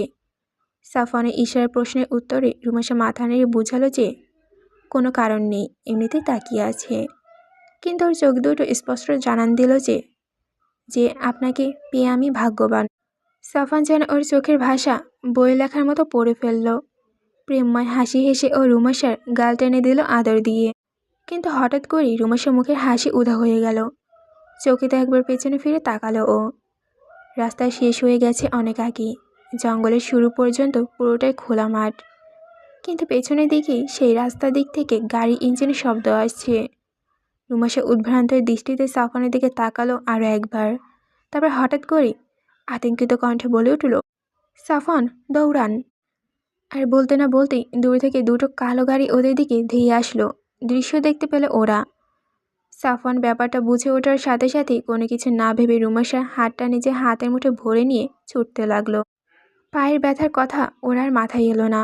রুমাশা সাফওয়ানের হাতটা শক্ত করে ধরে রইল, যেন এই হাত ছাড়া মাত্রই ওরা একে অপরের থেকে হারিয়ে ফেলবে, চিরতরে ওরা হারিয়ে যাবে। সাফওয়ান নিজের সর্বোচ্চ গতিতে দৌড়াচ্ছে, ওর পাশাপাশি রুমাইশাও। পেটের ব্যথাটা দৌড়ানোর কারণে তরতর করে বেড়ে চলেছে। চোখ দুটো ঝাপসা হয়ে আসছে ওর, তারপরও প্রাণপণে ছুটছে। কিন্তু গাড়িগুলো প্রচণ্ড দ্রুত গতিতে এগোচ্ছে ওদের দিকে। ওরা প্রায় অ্যামাজনের কিনারে পৌঁছে গেল। সাফওয়ান নিরাপত্তার জন্য রুমাশাকে নিজের সামনে টেনে আনলো, যেন ওরা কোনো আক্রমণ করলেও সে আঘাতটা আগে ওর শরীরে এসে লাগে, তার স্ত্রীর শরীর যেন স্পর্শ না করতে পারে। আর তার এই ডান ভাবনায় সত্যি হলো। গাড়ির ভিতর থেকে একজন গার্ড সাফওয়ানকে লক্ষ্য করে বুলেট ছুড়ল, আর সেটা এসে বিঁধল সাফওয়ানের বাঁ হাতের বাহুতে। যন্ত্রণায় দাঁত মুখ খিচে গেল ওর, কিন্তু দৌড়ানো থামালো না। বুলেটের শব্দে চমকে উঠল রুমাশা, সাথে চিৎকারও দিল। আর বুলেটটা যে সাফওয়ানের শরীরে এসে বিঁধেছে সেটা বুঝতে পারার পরপরই ও অসহায় চোখে সাফওয়ানের দিকে তাকালো একবার। যন্ত্রণায় মুখটা কালো হয়ে গেছে সাফওয়ানের। ঘন ঘন দম ফেলছে ও। ওর এক হাতে এখনো রুমাসের হাত মুঠো করে ধরে রাখা। এক দৌড়ে জঙ্গলের ভেতরে ঢুকে গেল ওরা। শুরুর দিকে জঙ্গলটা অনেকটাই পাতলা, দূরত্বের সাথে সাথে ঘনত্ব বেড়েছে এক একটা। গাড়ি দুটো জঙ্গলের কিনারায় এসে থেমে গেল। গাছপালার কারণে গাড়ি নিয়ে সামনে এগোনো সম্ভব না। গাড়ি থামিয়ে গাড়ির ভেতর থেকে লাফিয়ে বের হলো প্রায় জনা 30 বন্দুকধারী গার্ড। ওরা বের হতেই সাফওয়ানদের পালিয়ে যাওয়ার রাস্তা অনুসরণ করে ওদের পিছনে ছুটল। ছুটতে ছুটতে সাফওয়ান একবার পেছন দিকে তাকালো। দূর থেকে গার্ডগুলোকে গাড়ি রেখে ওদের পিছনে নিতে দেখে সাফওয়ান দাঁড়িয়ে গেল। ওকে হঠাৎ করে এভাবে দাঁড়িয়ে যেতে দেখে রুমাইশা উস্কো দৃষ্টিতে তাকালো ওর দিকে। সাফওয়ান রুমাইশাকে নিজের কাছে টেনে নিয়ে ওর কপালে একটা চুম্বন বসিয়ে দিয়ে তড়িঘড়ি করে বলল, ওদেরকে থামাতে হবে রিমু, নইলে ওরা আমাদের পিছু ছাড়বে না। আমরা যত জোর যাব ওরাও যাবে। এখন আমি যা বলবো তাই শুনবি। এখান থেকে সোজা দৌড়ে যাবি। দৌড়াতে দৌড়াতে একসময় দেখবি একটা প্রচুর লম্বা আর অনেক অনেক প্রস্থ একটা লাল পাতাওয়ালা গাছ। ওই গাছের কাছে পৌঁছে নিজের ডান দিকে দৌড়াবি। সেখানে একটা পানির ছোট্ট ঝর্ণা আছে, আর তার পাশে অনেকগুলো গুহা আছে। পরপর ছড়িয়ে ছিটিয়ে আছে গুহাগুলো। ওইখানে গিয়ে লিন্ডা বলে ডাক দিবি। এরপর সাফওয়ান নিজের শরীরের অপরাংশ থেকে নিজের পোশাকটা খুলে রুমাসের হাতে দিয়ে বলল, ডাক দিয়ে এইটা গুহার মুখে ছুঁড়ে ফেলবি। ফেলার সাথে সাথে সেইখান থেকে সরে পড়বি। ভুলেও সেখানে দাঁড়িয়ে থাকবি না। যেখানে পারিস চলে যাবি। আর শোনার চেষ্টা করবি কোথায় নদীর পানি স্রোতের শব্দ শোনা যাচ্ছে কি না। সেদিকে শব্দ শুনবি, ওই দিকেই চলে যাবি। আমি বেঁচে থাকলে তোকে অবশ্যই খুঁজে বের করব। তাই তুই পৃথিবীর যে প্রান্তেই থাকিস না কেন। আর যদি আমি বেঁচে না থাকি, তাহলে আমার সন্তানকে সুস্থ সবলভাবে এই পৃথিবীতে টিকিয়ে রাখার দায়িত্ব তোর ওপর। রুমাইশা হাঁ হয়ে শুনে গেল সাফওয়ানের কথা। বুকের ভেতরটা মোচড় দিয়ে উঠল ওর। সাফওয়ান কি বলছে এসব? ও বেঁচে থাকবে না মানে কি? ও কেন বেঁচে থাকবে না? রুমাইশার সাথে সাথে সাফওয়ানের কথা বিরোধিতা করে জড়ানি গলায় বলল, আমি আপনাকে এইখানে রেখে একা কোথাও যাব না। আপনার কিছু হলে আমার কি হবে? আমার সন্তানের কি হবে? আমি আপনাকে ছাড়া এখানে বেঁচে থাকবো কিভাবে? মোটেও আমি আপনাকে ছেড়ে কোথাও যাব না। আমি এইখানেই থাকবো আপনার সাথে। বলতে বলতে রুমাইশার চোখ থেকে পানি গড়িয়ে পড়ল। সাফওয়ান অধৈর্য হয়ে উঠল। গার্ডগুলো ছুটে আসছে ওদের দিকে। সময় নেই হাতে। রুমাইশার গাল দুটোই 2 হাতে নিয়ে বলল, এখন এসবের সময় না রিমু। আগেরবার জীবিত ফিরে এসেছি, এবার কি হয় জানি না। আবেগে জীবন চলে না। আমি যা বলছি সেটা শুনবে। যেভাবে যে ডিরেকশনে যেতে বলেছি যাবি, যা করতে বলেছি করবি। এখনই, আর এক মুহূর্ত দেরি নয়, যা। বলেই রুমাইশাকে এক প্রকার ধাক্কা দিয়ে নিজে থেকে সরিয়ে দিল সাফওয়ান। তারপর রুমাইশার দিকে তাকিয়ে নিজের পেছন দিকে হাঁটতে শুরু করলো ও, হারবারদের গার্ডদের উদ্দেশ্যে। আর সেদিকে আহত চোখে তাকিয়ে উচ্চস্বরে কেঁদে উঠল রুমাইশা। তারপর চিৎকার দিয়ে কাঁদতে কাঁদতেই ছুটে চলল সাফওয়ানের বলে দেওয়া স্থানে যাওয়ার উদ্দেশ্যে। ঊর্ধ্বশ্বাসের সামনে ছুটে চলেছে রুমাইশা। ওর চোখে থেকে পানি পড়ছে, কিন্তু মুখ দিয়ে কোনো শব্দ বের হচ্ছে না। হাঁপাচ্ছে ও। পেটের ভেতরটা নিদারুণ যন্ত্রণায় ছিঁড়ে যাচ্ছে যেন। ছুটতে ছুটতে চারদিকে নজর বুলিয়ে যাচ্ছে ও সেই প্রস্থ লাল রঙা পাতাওয়ালা গাছটার উদ্দেশ্যে। কতখানি ধরে ছুটলো তার হিসাব নেই ওর। ওদিকে সাফওয়ান কী করছে সেটা চিন্তার মাথার ভেতরটা ঘুরিয়ে যাচ্ছে। সাফওয়ানের খারাপ কিছু হয়ে যাবে এই ভাবনা মাথায় আসছে শুধু, আর বুকের ভেতরটা যেন ফেটে যাচ্ছে। রুমাইশা দৌড় থামানোর প্রয়োজন বা পা দুটো আর সায় দিচ্ছে না, তার শরীরে সায় দিচ্ছে না কোনো কিছুতে। কিন্তু এখন কোনোভাবেই আর থামা যাবে না। একবার থামলেই আর দৌড়াতে পারবে না ও। ওর শরীরে হাল ছেড়ে দিয়েছে পুরোপুরি। ছুটতে ছুটতে হাতে ধরে রাখা সাফওয়ানের পোশাকটা বুকে জড়িয়ে ধরল রুমাইশা। আর তারপর হাউমাউ করে কেঁদে উঠল আবারও। সেই কান্নার শব্দে সচকিত হয়ে উঠল এতক্ষণে নীরব হয়ে থাকা জঙ্গলের ভেতরটা। আশপাশ থেকে ঝোপঝাড়ের ভেতর লুকিয়ে থাকা ছোট ছোট প্রাণীগুলো ছুটে পালালো রুমাইশার কান্নার শব্দে। গাছের ডালে থাকা পাখিগুলো এমন হঠাৎ শব্দে সচকিত হয়ে ভয় পেয়ে উড়ে পালিয়ে গেল। আরও অনেকক্ষণ ছুটে চলার পর সে কাঙ্ক্ষিত লাল পাতাওয়ালা গাছটার দেখা পেল রুমাইশা। গাছটাকে দেখা মাত্রই নিজের ভেতরে যেন এক আশার আলো দেখতে পেল। তারপর সাফওয়ানের কথা মতো নিজের ডান দিকে মোড় নিল, ছুটল বড় বড় গাছওয়ালা লতা পাতার ভেতর দিয়ে। পায়ের হাইকিং শুর নিচে মাটি গেঁথে শত শত স্লাইডের সে একসাথে পরিবেশে থাকা পোকামাকড় আটকে গেল। এদিকটায় জঙ্গলে অনেক ঘন, উঁচু উঁচু গাছের পাতার ফাঁক দিয়ে কোনো রকমের সূর্যের আলো এসে পৌঁছিয়েছে মাটিতে। হাঁটু পর্যন্ত ঝোপঝাড় গজিয়ে আছে সবখানে। এইখানে যে মানুষ পা পড়ে না সেটা এই হুলিয়া দেখে বোঝা যাচ্ছে। ছুটতে ছুটতে একসময় রুমাসার চোখে পড়ল ছোট একটা ঝর্ণা, আর তার পাশে থাকা এক ঝক বড় বড় আকৃতির গুহা।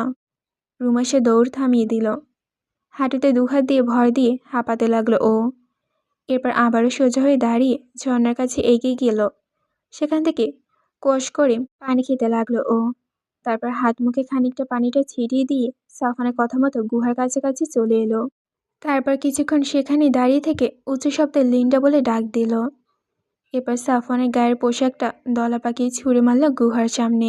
কিন্তু সাফান ওকে গুহার সামনে থেকে পালিয়ে যেতে বলেছিল। সেটা না করে ও ওখানেই দাঁড়িয়ে রইল কি হয় সেটা দেখার জন্য।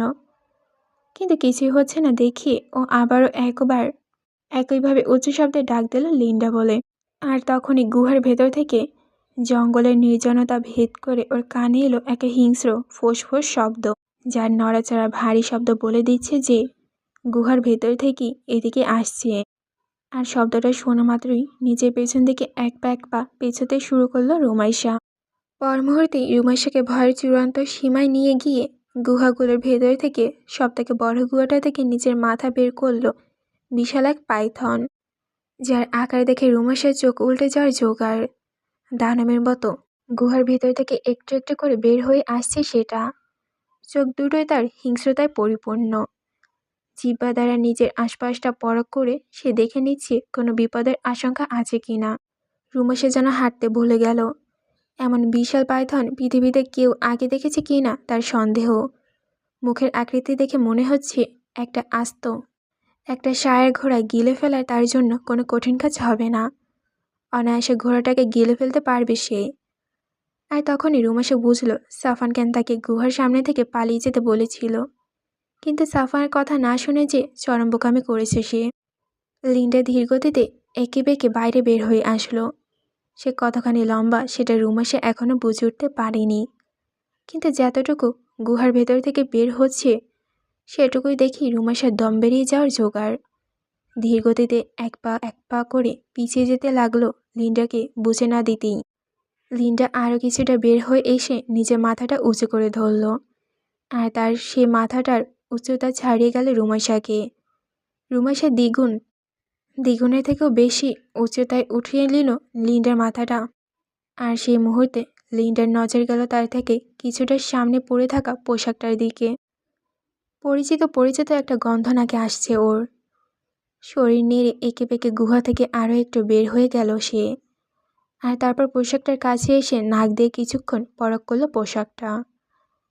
আর এরপর পোশাকটার কাছে যে গন্ধটা পেল সেটা কার বুঝতে পেরে লিন্ডা পোশাকটার সাথে নিজের মাথাটা ঠেকিয়ে পরম আদরে গুতাগুতি করতে থাকলো।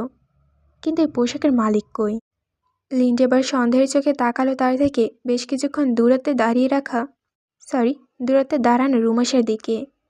পোশাকের মালিকের মতোই গড়নের অন্য একজন জীবকে দেখে সে কিছুটা কনফিউজড হয়ে গেল প্রথমে। আর সেই জীবটা থেকেও কিছুটা পোশাকের মালিকের গায়ের গন্ধ আসছে। মাটিতে পড়ে থাকা পোশাকটা সে আরও একবার নাক দিয়ে পরীক্ষা করলো। কেমন যেন একটা বিপদ গন্ধ নাকি এলো ওর। আর মুহূর্তেই একে বেঁকে দুই মিলিয়ে পোশাকের মালিকের বিপদের কারণ হিসেবে সে রুমাইশাকে দায়ী করে ফেলল। রুমাইশা থেকে গড় করতে করতে এগিয়ে এলো লিন্ডা। ক্রোধে তার ফুসফুসানি বেড়ে গেল আগের থেকে অনেক বেশি। রুমাইশা ভেবে পেল না কি করবে। লিন্ডা নামে এই পাইথনটা যে তাকে আক্রমণ করার উদ্দেশ্যে এগিয়ে আসছে সেটা বুঝতে বেগ পেতে হলো না তার। দিশেহারা হয়ে উঠল রুমাইশা। লিন্ডা ওর দিকে ফুসতে ফুসতে এগিয়ে আসছে। এই মুহূর্তে না পালালে নির্ঘাত লিন্ডার পেটে যাবে ও। ভয়ে ভয়ে রুমাইশা নিঃশ্বাস পড়তে শুরু করলো ঘন ঘন। বুকের ভেতরে হাতুড়ি পেটানো হচ্ছে। পেটের ব্যথাটা যেন ভয়ের কাছে মিলিয়ে গেল। কোন দিকে ও দৌড়াবে বুঝতে পারল না। ও যেদিকে যাবে লিন্ডা নির্ঘাত সেদিকে যাবে। তাহলে ও এখন কোথায় যাবে? এইসব ভাবনা চিন্তা করতে করতেই লিন্ডা ফুঁসে উঠল। মুখ দিয়ে অদ্ভুত একটা গর্জন করে ও পুরোপুরি বেরিয়ে হয়ে আসলো গুহার ভেতর থেকে। আর লিন্ডার দৈর্ঘ্য থেকে রুমাইশার হৃৎপিণ্ড থেমে গেল যেন। লম্বা প্রায় 40 ফুটের কাছাকাছি হবে পাইথনটা।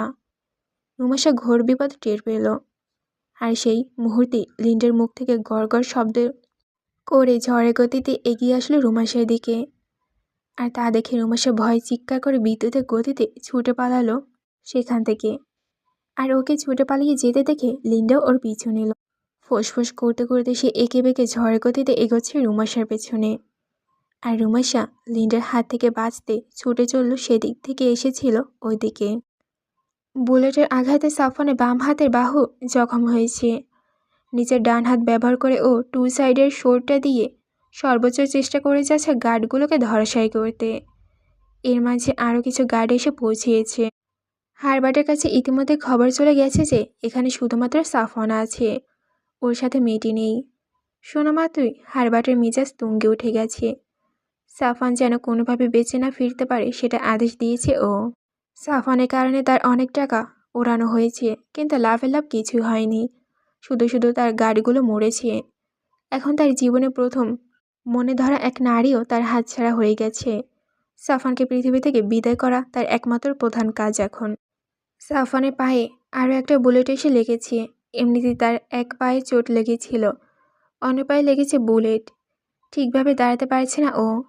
পা থেকে সমান তালে রক্তক্ষরণ হচ্ছে। এইভাবে রক্ত পড়তে থাকলে ওর শরীরে আর বিন্দুমাত্র শক্তি অবশিষ্ট থাকবে না। ডান হাতটা এখনও ঠিকঠাক আছে, ওটাই ওর শেষ ভরসা। সেটা দিয়ে শত্রুদেরকে এখনও ধরাশায়ী করে রেখেছে। বাঁ হাতটা নাড়াতে পারছে না, অবশ হয়ে গেছে সেটা। অধিকাংশ গার্ডদেরই ও ভাবলীলা সাঙ্গ করে দিয়েছে, কিন্তু এখন শেষ মুহূর্তে এসে এই 5-7 জনের মতো বন্দুকধারী গার্ড ওর উপরে খুব ভারী পড়ে যাচ্ছে। সাফান খুব দ্রুত গতিতে মুভ করার চেষ্টা করছে, এর জন্য ওরা তেমন সুবিধা করতে পারছে না। কিন্তু সাফানের হাত পা সব কিছুই এখন জখম। এখন আর আগের মতো দ্রুত গতিতে মুভমেন্ট করতে পারছে না, আর সেটার জন্য কাল হয়ে দাঁড়াচ্ছে ওর। সাফান এখন দাঁড়িয়ে আছে। বুলেট লাগার কারণে ডান পায়ের ওপর ভর দিতে পারছে না, তাই ও বাঁ পায়ে বাঁকা হয়ে দাঁড়িয়ে আছে কিছুটা। আঘাতের ফলে মুখের ভেতর কোথাও কেটে গেছে ওর, সেখান থেকে অনবরত ব্লিডিং হচ্ছে। শব্দ করে একদলা রক্ত মিশ্রিত থুতু ফেলল ও মাটিতে। তারপর চোখ তুলে তাকালো ওর থেকে 10-15 হাত দূরে দাঁড়িয়ে থাকা গার্ডগুলোর দিকে। তাদের অবস্থা শোচনীয়, কিন্তু এখনো হাল ছেড়েনি তারা। বন্দুকের গুলিও প্রায় ফুরিয়ে এসেছে। চোখ মুখের অবস্থা দেখে মনে নেই, চোখ মুখের অবস্থা দেখার মতো নেই একটারও। আঘাতে জর্জরিত হয়ে আছে সবগুলো। সাফান দম ফেলছে জোরে জোরে। 2 সাইডের শোরটা ডান হাতে ধরে খুঁড়িয়ে ও এগোতে লাগলো সামনের দিকে। পা থেকে রক্ত পড়া এখনো বন্ধ হয়নি ওর। বুলেটটা পায়ের ভেতর সেভাবে গেঁথে আছে, নড়াচড়া করলে সেখান থেকে ফিনকি দিয়ে রক্ত আসছে। সাফানকে এগিয়ে আসতে দেখে ওদের ভেতরে একজন বন্দুক তাক করলো সাফানের দিকে। ট্রিগার চাপ দিয়ে শ্যুট করতেই সাফান ঝড় গতিতে নিজের 2 সাইডের শোরটা নিজের সামনে অদ্ভুত কৌশলে ঘুরালো। আর বন্দুক থেকে বের হওয়া বুলেটটা শোরটার বাড়ি খেয়ে ছিটকে চলে গেল অন্যদিকে। সাথে আবারও ট্রিগারে চাপ দিল সে গার্ডটা, কিন্তু তার বন্দুকে আর বুলেট অবশিষ্ট নেই। ফাঁকা শব্দ করে সেটা নিজের ব্যর্থতা জানিয়ে দিল। সবার বন্দুকে খুব অল্পই বুলেট বেঁচে আছে। চিন্তা করে বাকি গার্ডগুলোর সাথেই একযোগে বন্দুক তাক করে ধরল সাফানের বুক আর মাথা বরাবর।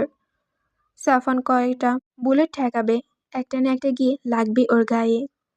সাফান ওদের দিকে তীক্ষ্ণ দৃষ্টিতে চোয়াল শক্ত করে নিজের 2 সাইডের শোরটা নিজের ডান হাতে দক্ষতার সাথে মেলে ধরল।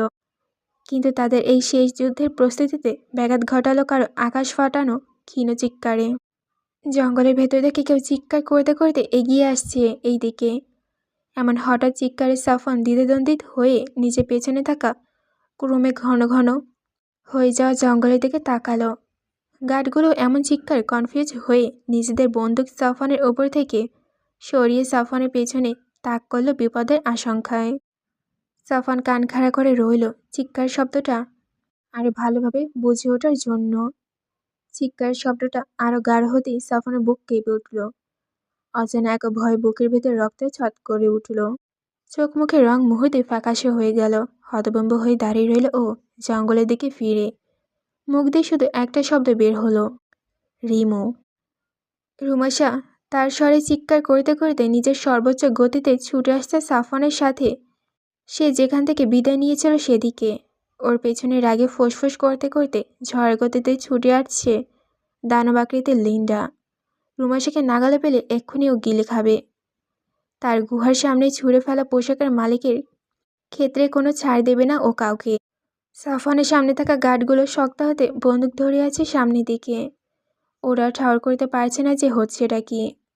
ওরা বর্তমানে জঙ্গলে যথেষ্ট গভীরে আছে।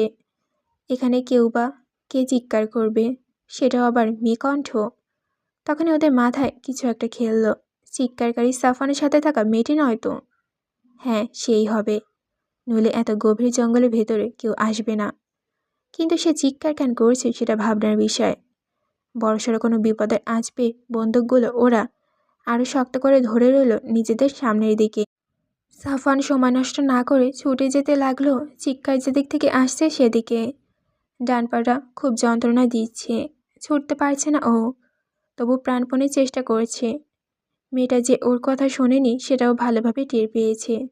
নিশ্চিত লিন্ডা ওর পিছু নিয়েছে, নইলে রিমু আবার ফিরে আসতো না এইদিকে।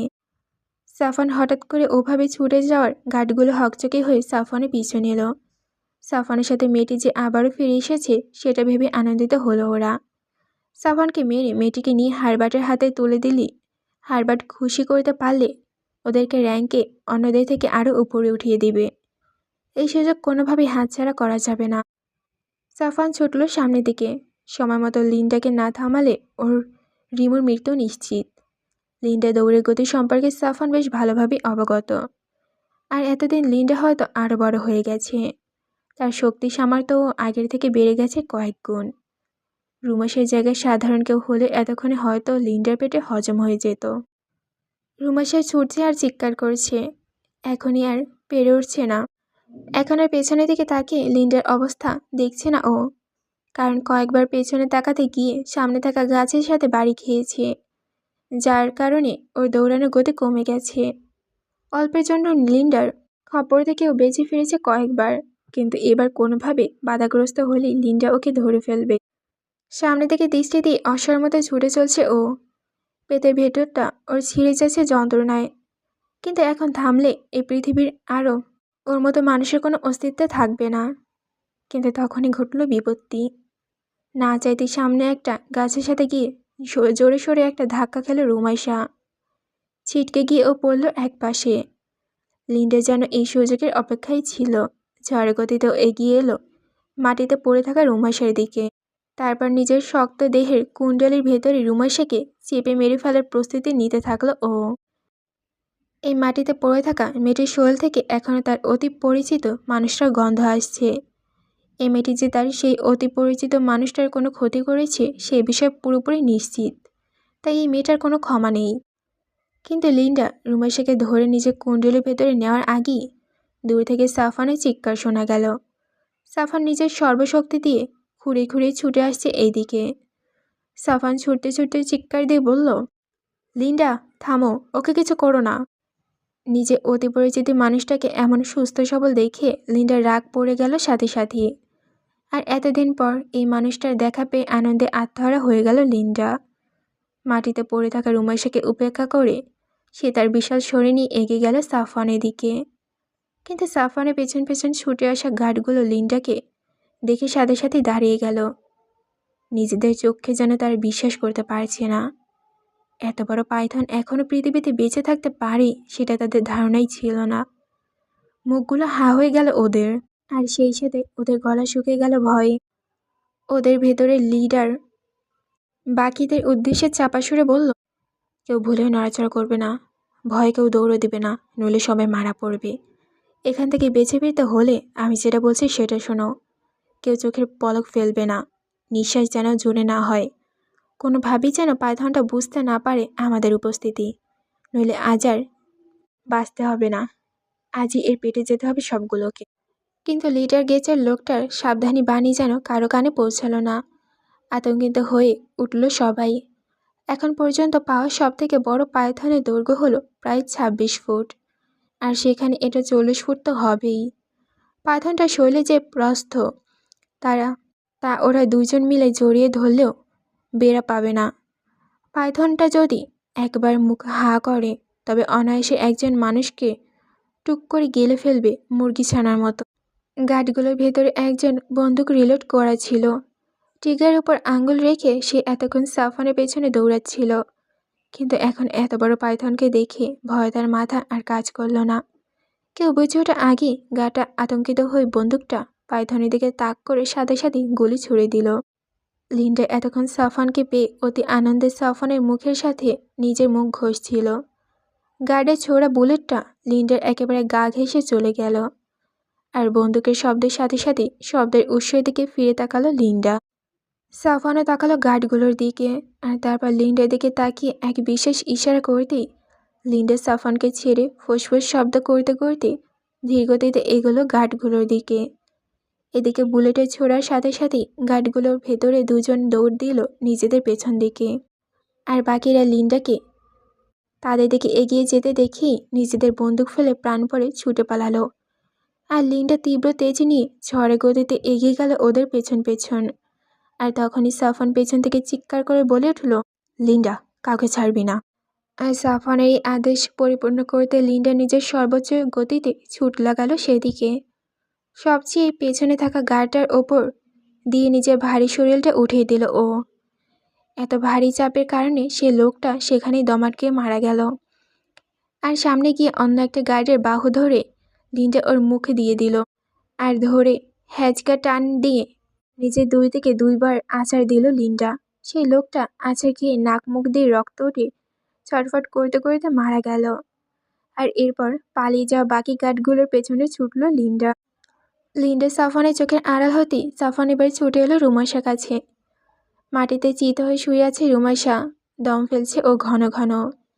একটানে ছোটার ফলে ওর বুকের ভেতরটা শুকে কাঠ হয়ে গেছে, পেটের ভেতরটা দুমড়ে মুচড়ে যাচ্ছে যন্ত্রণায়। গাছের সাথে বাড়ি খাওয়ার ফলে ডান হাতটা আর বুকের দিকটায় চরম যন্ত্রণা হচ্ছে। ডান পায়ের গোড়ালিতেও ব্যথা পেয়েছে। ডান পাশের চোয়ালটা অনেকখানি ছিলে গিয়েছে, লাল হয়ে ফুলে আছে। সাফওয়ান খুঁড়িয়ে এগিয়ে এসে বসলো ওর কাছে। তারপর নিজের ডান হাতটা রুমাইশার দিকে বাড়িয়ে ওকে আঁকড়ে ধরে টেনে উঠালো, টেনে ওকে নিজের বুকের উপরে উঠালো। এতক্ষণে রুমাইশা নিজের একমাত্র ভরসার স্থলটা আবারও ফিরে পেয়ে 2 হাতে আষ্টে পিষ্টে জড়িয়ে ধরল সাফওয়ানকে। তারপর নিজের দেহের সম্পূর্ণ ভরটা সাফওয়ানের উপর ছেড়ে দিল। সাফওয়ানের উপর বুকে মাথা রেখে পরম শান্তিতে চোখ বুজে নিল ও।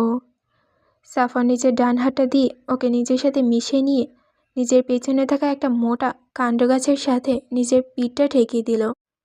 তারপর রুমাইশার চুলের উপর দিয়ে ওর মাথায় শব্দ করে চুমু খেলো একটা।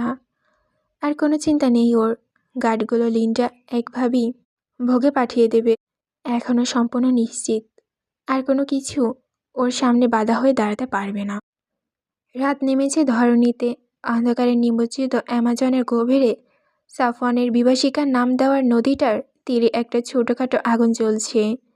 সে আগুনের দুপাশে 2টা গাছের ছোট ছোট কাণ্ড পুঁতে দিয়ে তার উপর অন্য একটা সরু ডাল রেখে তাতে নদী থেকে ধরে আনা মাছ আর শিকার করা খরগোশের মাংস পোড়াতে দিয়েছে সাফওয়ান। আর সেগুলো আগুনের পাশে বসে বসে নিজের পা থেকে বুলেট বের করছে ও। ওর পাশে বসে সে বুলেটটা বের করা দেখছে, মুখে নানা রকমের যন্ত্রণার এক্সপ্রেশন দিচ্ছে রুমাইশা। লিন্ডা বসে আছে ওদের থেকে কিছুটা দূরে, তির্যক চোখে ও রুমাইশার দিকে নজর রাখছে। এখনও রুমাইশাকে সে পুরোপুরি ভরসা করে উঠতে পারছে না। চোখ মুখ কুঁচকে আছে সাফওয়ানের। হাতে বুলেটটা বের করা হয়ে গেছে, সেটা পাশেই পড়ে আছে। আঘাতপ্রাপ্ত জায়গাটা ভালোভাবে ধুয়ে মুছে সেখানে কিছু বিশেষ ঔষধি পাতা পেটে লাগিয়েছে, পরিষ্কার কাপড় দিয়ে বেঁধে দিয়েছে রুমাইশা। এই লতা পাতাগুলো এখানে আসার সময় সাফওয়ান খুঁজে খুঁজে নিয়ে এসেছে। বহু কষ্টে পায়ের বুলেটটা বের করে হাঁপ ছাড়ল সাফওয়ান। রুমাইশার সাথে সাথেই কাছে থাকা পানি দিয়ে সেই জায়গাটা ভালো করে পরিষ্কার করে বেটে রাখা লতা পাতা থেকে খানিকটা সাফওয়ানের পায়ের ক্ষতস্থানে লাগিয়ে দিল। ড্রেসিং শেষ হতেই সাফওয়ান কাত হয়ে শুয়ে পড়ল রুমাইশার কোলের ওপর। তারপর পরম আবেগে নিজের চোখ দুটো বুঝে নিল। রুমাইশা আলতো হাতে সাফওয়ানের ঝাঁকড়া চুলগুলোতে হাত বুলিয়ে দিতে থাকলো। রুমাইশা একবার তাকালো লিন্ডার দিকে। লিন্ডাকে দেখে বোঝা যাচ্ছে যে রুমাইশার উপস্থিতিতে সে মোটেও খুশি না। রুমাইশা মুচকি হেসে লিন্ডার দিক থেকে চোখ ফিরিয়ে সাফনের মুখের দিকে তাকিয়ে বলল, আপনার লিন্ডা রেগে যাচ্ছে, তার কোলে গিয়ে একটু ঘুমান। সাফন চোখ বন্ধ রেখে নিঃশব্দে হেসে উঠল। তারপর বলল, রাখবেই তো, তুই তার ব্যক্তিগত সম্পত্তিতে হাত বাড়াচ্ছিস। তোকে যে ও এখনো খেয়ে ফেলেনি, তার জন্য তোকে ওকে ধন্যবাদ দেওয়া উচিত। রুমাইশা সাফনের একগোছা চুল নিজের মুঠের ভেতর নিয়ে টান দিয়ে বলল, ইস, দরদে ফেটে যাচ্ছে একদম। সাফন হেসে উঠে বলল, তা যাবে না, ও আমার প্রথম বউ, তুই 2 নাম্বার। ওকে খাতির যত্ন করবি, নাইলে তোকে নদী পানিতে ভাসিয়ে দেব। রুমাইশা লিন্ডার দিকে আরও একবার তাকালো। লিন্ডা ফুঁসছে যেন ওদের একসাথে দেখে। রুমাইশা সাফওয়ানকে জিজ্ঞেস করলো, ওকে কোথায় পেয়েছিলেন আপনি? সাফওয়ান চোখ খুলল এবার। তারপর মোহনীয় দৃষ্টিতে রুমাইশার দিকে তাকিয়ে বলল, বলতে পারি, তবে একটা শর্ত আছে। রুমাইশা উস্কোক চাহনিতে সাফওয়ানের দিকে তাকিয়ে জিজ্ঞেস করলো, কি শর্ত? সাফওয়ান রুমাইশার কোলে ওভাবেই শুয়ে রইল। ডান হাতটা উঠে রুমাইশার থুতনি ধরে একটা নাড়া দিয়ে বলল, আমাকে তুমি করে বলতে হবে এখন থেকে, আপনি বলা যাবে না আর। বলি নাক কুচকে দুষ্টু হাসি দিল সাফওয়ান। সাফওয়ানে এমন শর্তে থতমত খেয়ে গেল রুমাইশা। বুড়ো কুচকিত করে মুখ ভার করে বলল, এমন করেছেন কেন? আপনি জানেন যে আমি পারবো না, জেনে শুনে এমন করবেন? সাফওয়ান আবার চোখ খুলে নির্বিকার কণ্ঠে বলল, পারা লাগবে, নাইলে হবে না। রুমাইশা কিছুক্ষণ চুপ করে তাকিয়ে থাকলো সামনে। কি করবেও ভেবে পাচ্ছে না। রুমাইশাকে এমন চুপ থাকতে দেখে সাফওয়ান আবার চোখ বন্ধ করে জিজ্ঞেস করলো, কি হলো? জিজ্ঞেস কর দ্রুত। রুমাইশা বুড়ো তুলে নিজের ঠোঁট ফুলে তাকিয়ে রইল সাফওয়ানের দিকে। তারপর বলল, শুনবো না আমি। সাফওয়ান এবার রুমাইশার দিকে ফিরে উঠে বলল, তুই শুনিস আর না শুনিস, তোকে এখনই তুমি বলতেই হবে। তাড়াতাড়ি, সময় নেই। বল যে, লিন্ডাকে তুমি কোথায় পেয়েছ? বল দ্রুত।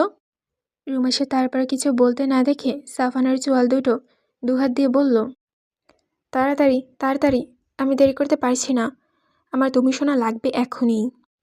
রুমাইশা কিছুক্ষণ ইতস্তত করে বলে উঠল, ওদিকে তাকান, আপনি আমার দিকে তাকিয়ে থাকলে আমি বলতে পারবো না।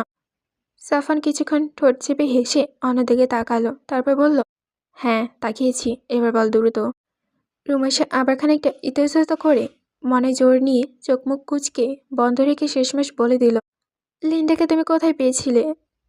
সাফওয়ান রুমাইশার মুখ থেকে তুমি শুনে ঝট করে রুমাইশার দিকে ফিরে ওকে ঝড় গতিতে নিজের সাথে মিশিয়ে নিয়ে আনন্দে আটকানা হয়ে বলল, আর একবার শুনি, ভাল লাগছে অনেক, আর একবার বল প্লিজ।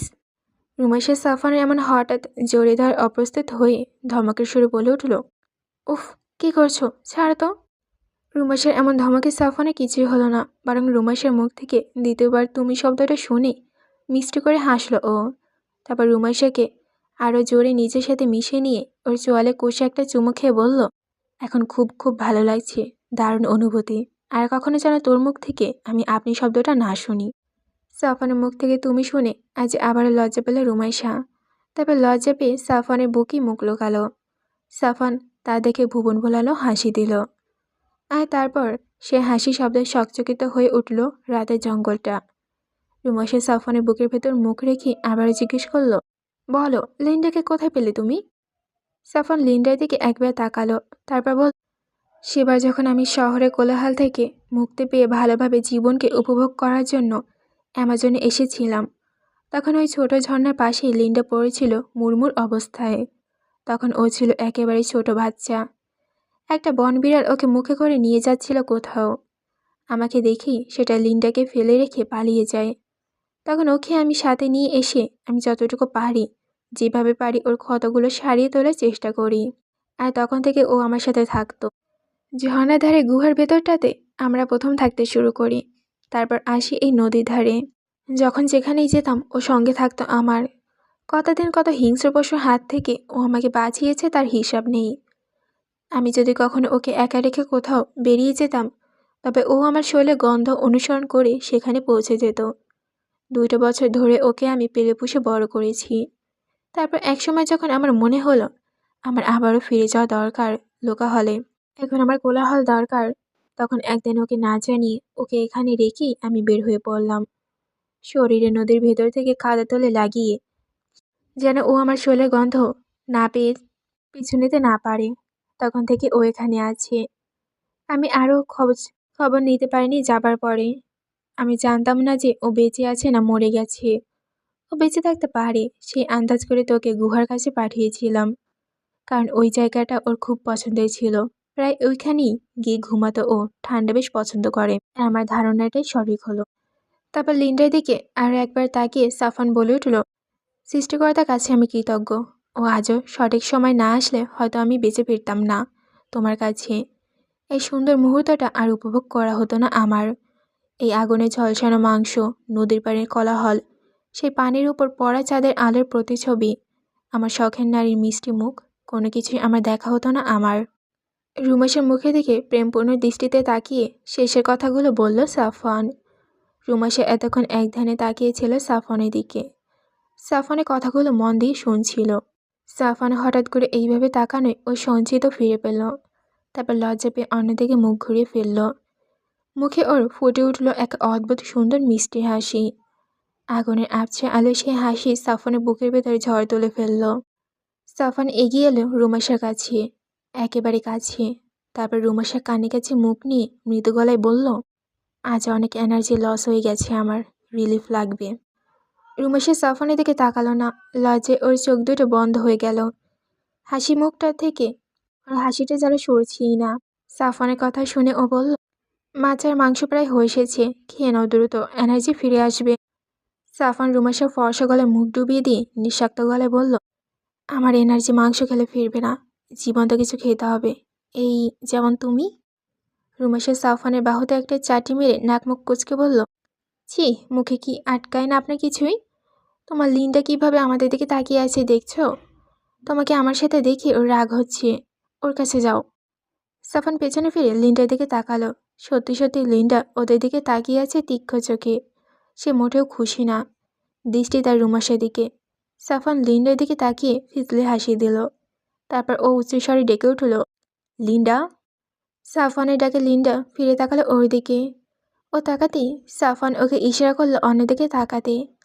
লিন্ডা আরও একবার রুমেশের দিকে ফিরে কিছুক্ষণ তির্যক চোখে তাকিয়ে থেকে বুঝিয়ে দিল যে সে সাফওয়ানের কথা মতো মাথা ঘুরাচ্ছে ঠিক, কিন্তু রুমেশের ওপর সে নজর রাখতে ভুলবে না। আর তারপরে নিজে মাথাটা অন্যদিকে ঘুরিয়ে নিল লিন্ডা। লিন্ডার এমন কাণ্ড কারখানা দেখে খিলখিল করে হেসে উঠল রুমেশা। আর সে হাসিতে কুপুকাতে হলো সাফওয়ান। সাফওয়ান রুমেশাকে নিজের বুকের একদম ভেতরে টেনে নিয়ে গেল, পিষে ফেলল নিজের বুকের সাথে। আর তারপর রুমেশার ঠোঁট বসিয়ে দিল এক প্রগাঢ় চুম্বন। তথাপি বলল, লিন্ডা ওদিকে ফিরে আছে, আর কেউ দেখছে না। রুমেশা খিলখিল করে হেসে উঠল আবারও। সে রাতে এক জোড়া কপাত কপাতে তীব্র সুখানুভূতির দীপ্ত ধ্বনিতে মুখরিত হয়ে উঠল জঙ্গলের ভেতরে পূর্ণিমার চাঁদের আলোয় আলোকিত হয়ে উঠল বিভীষিকা নদীর কিনারা।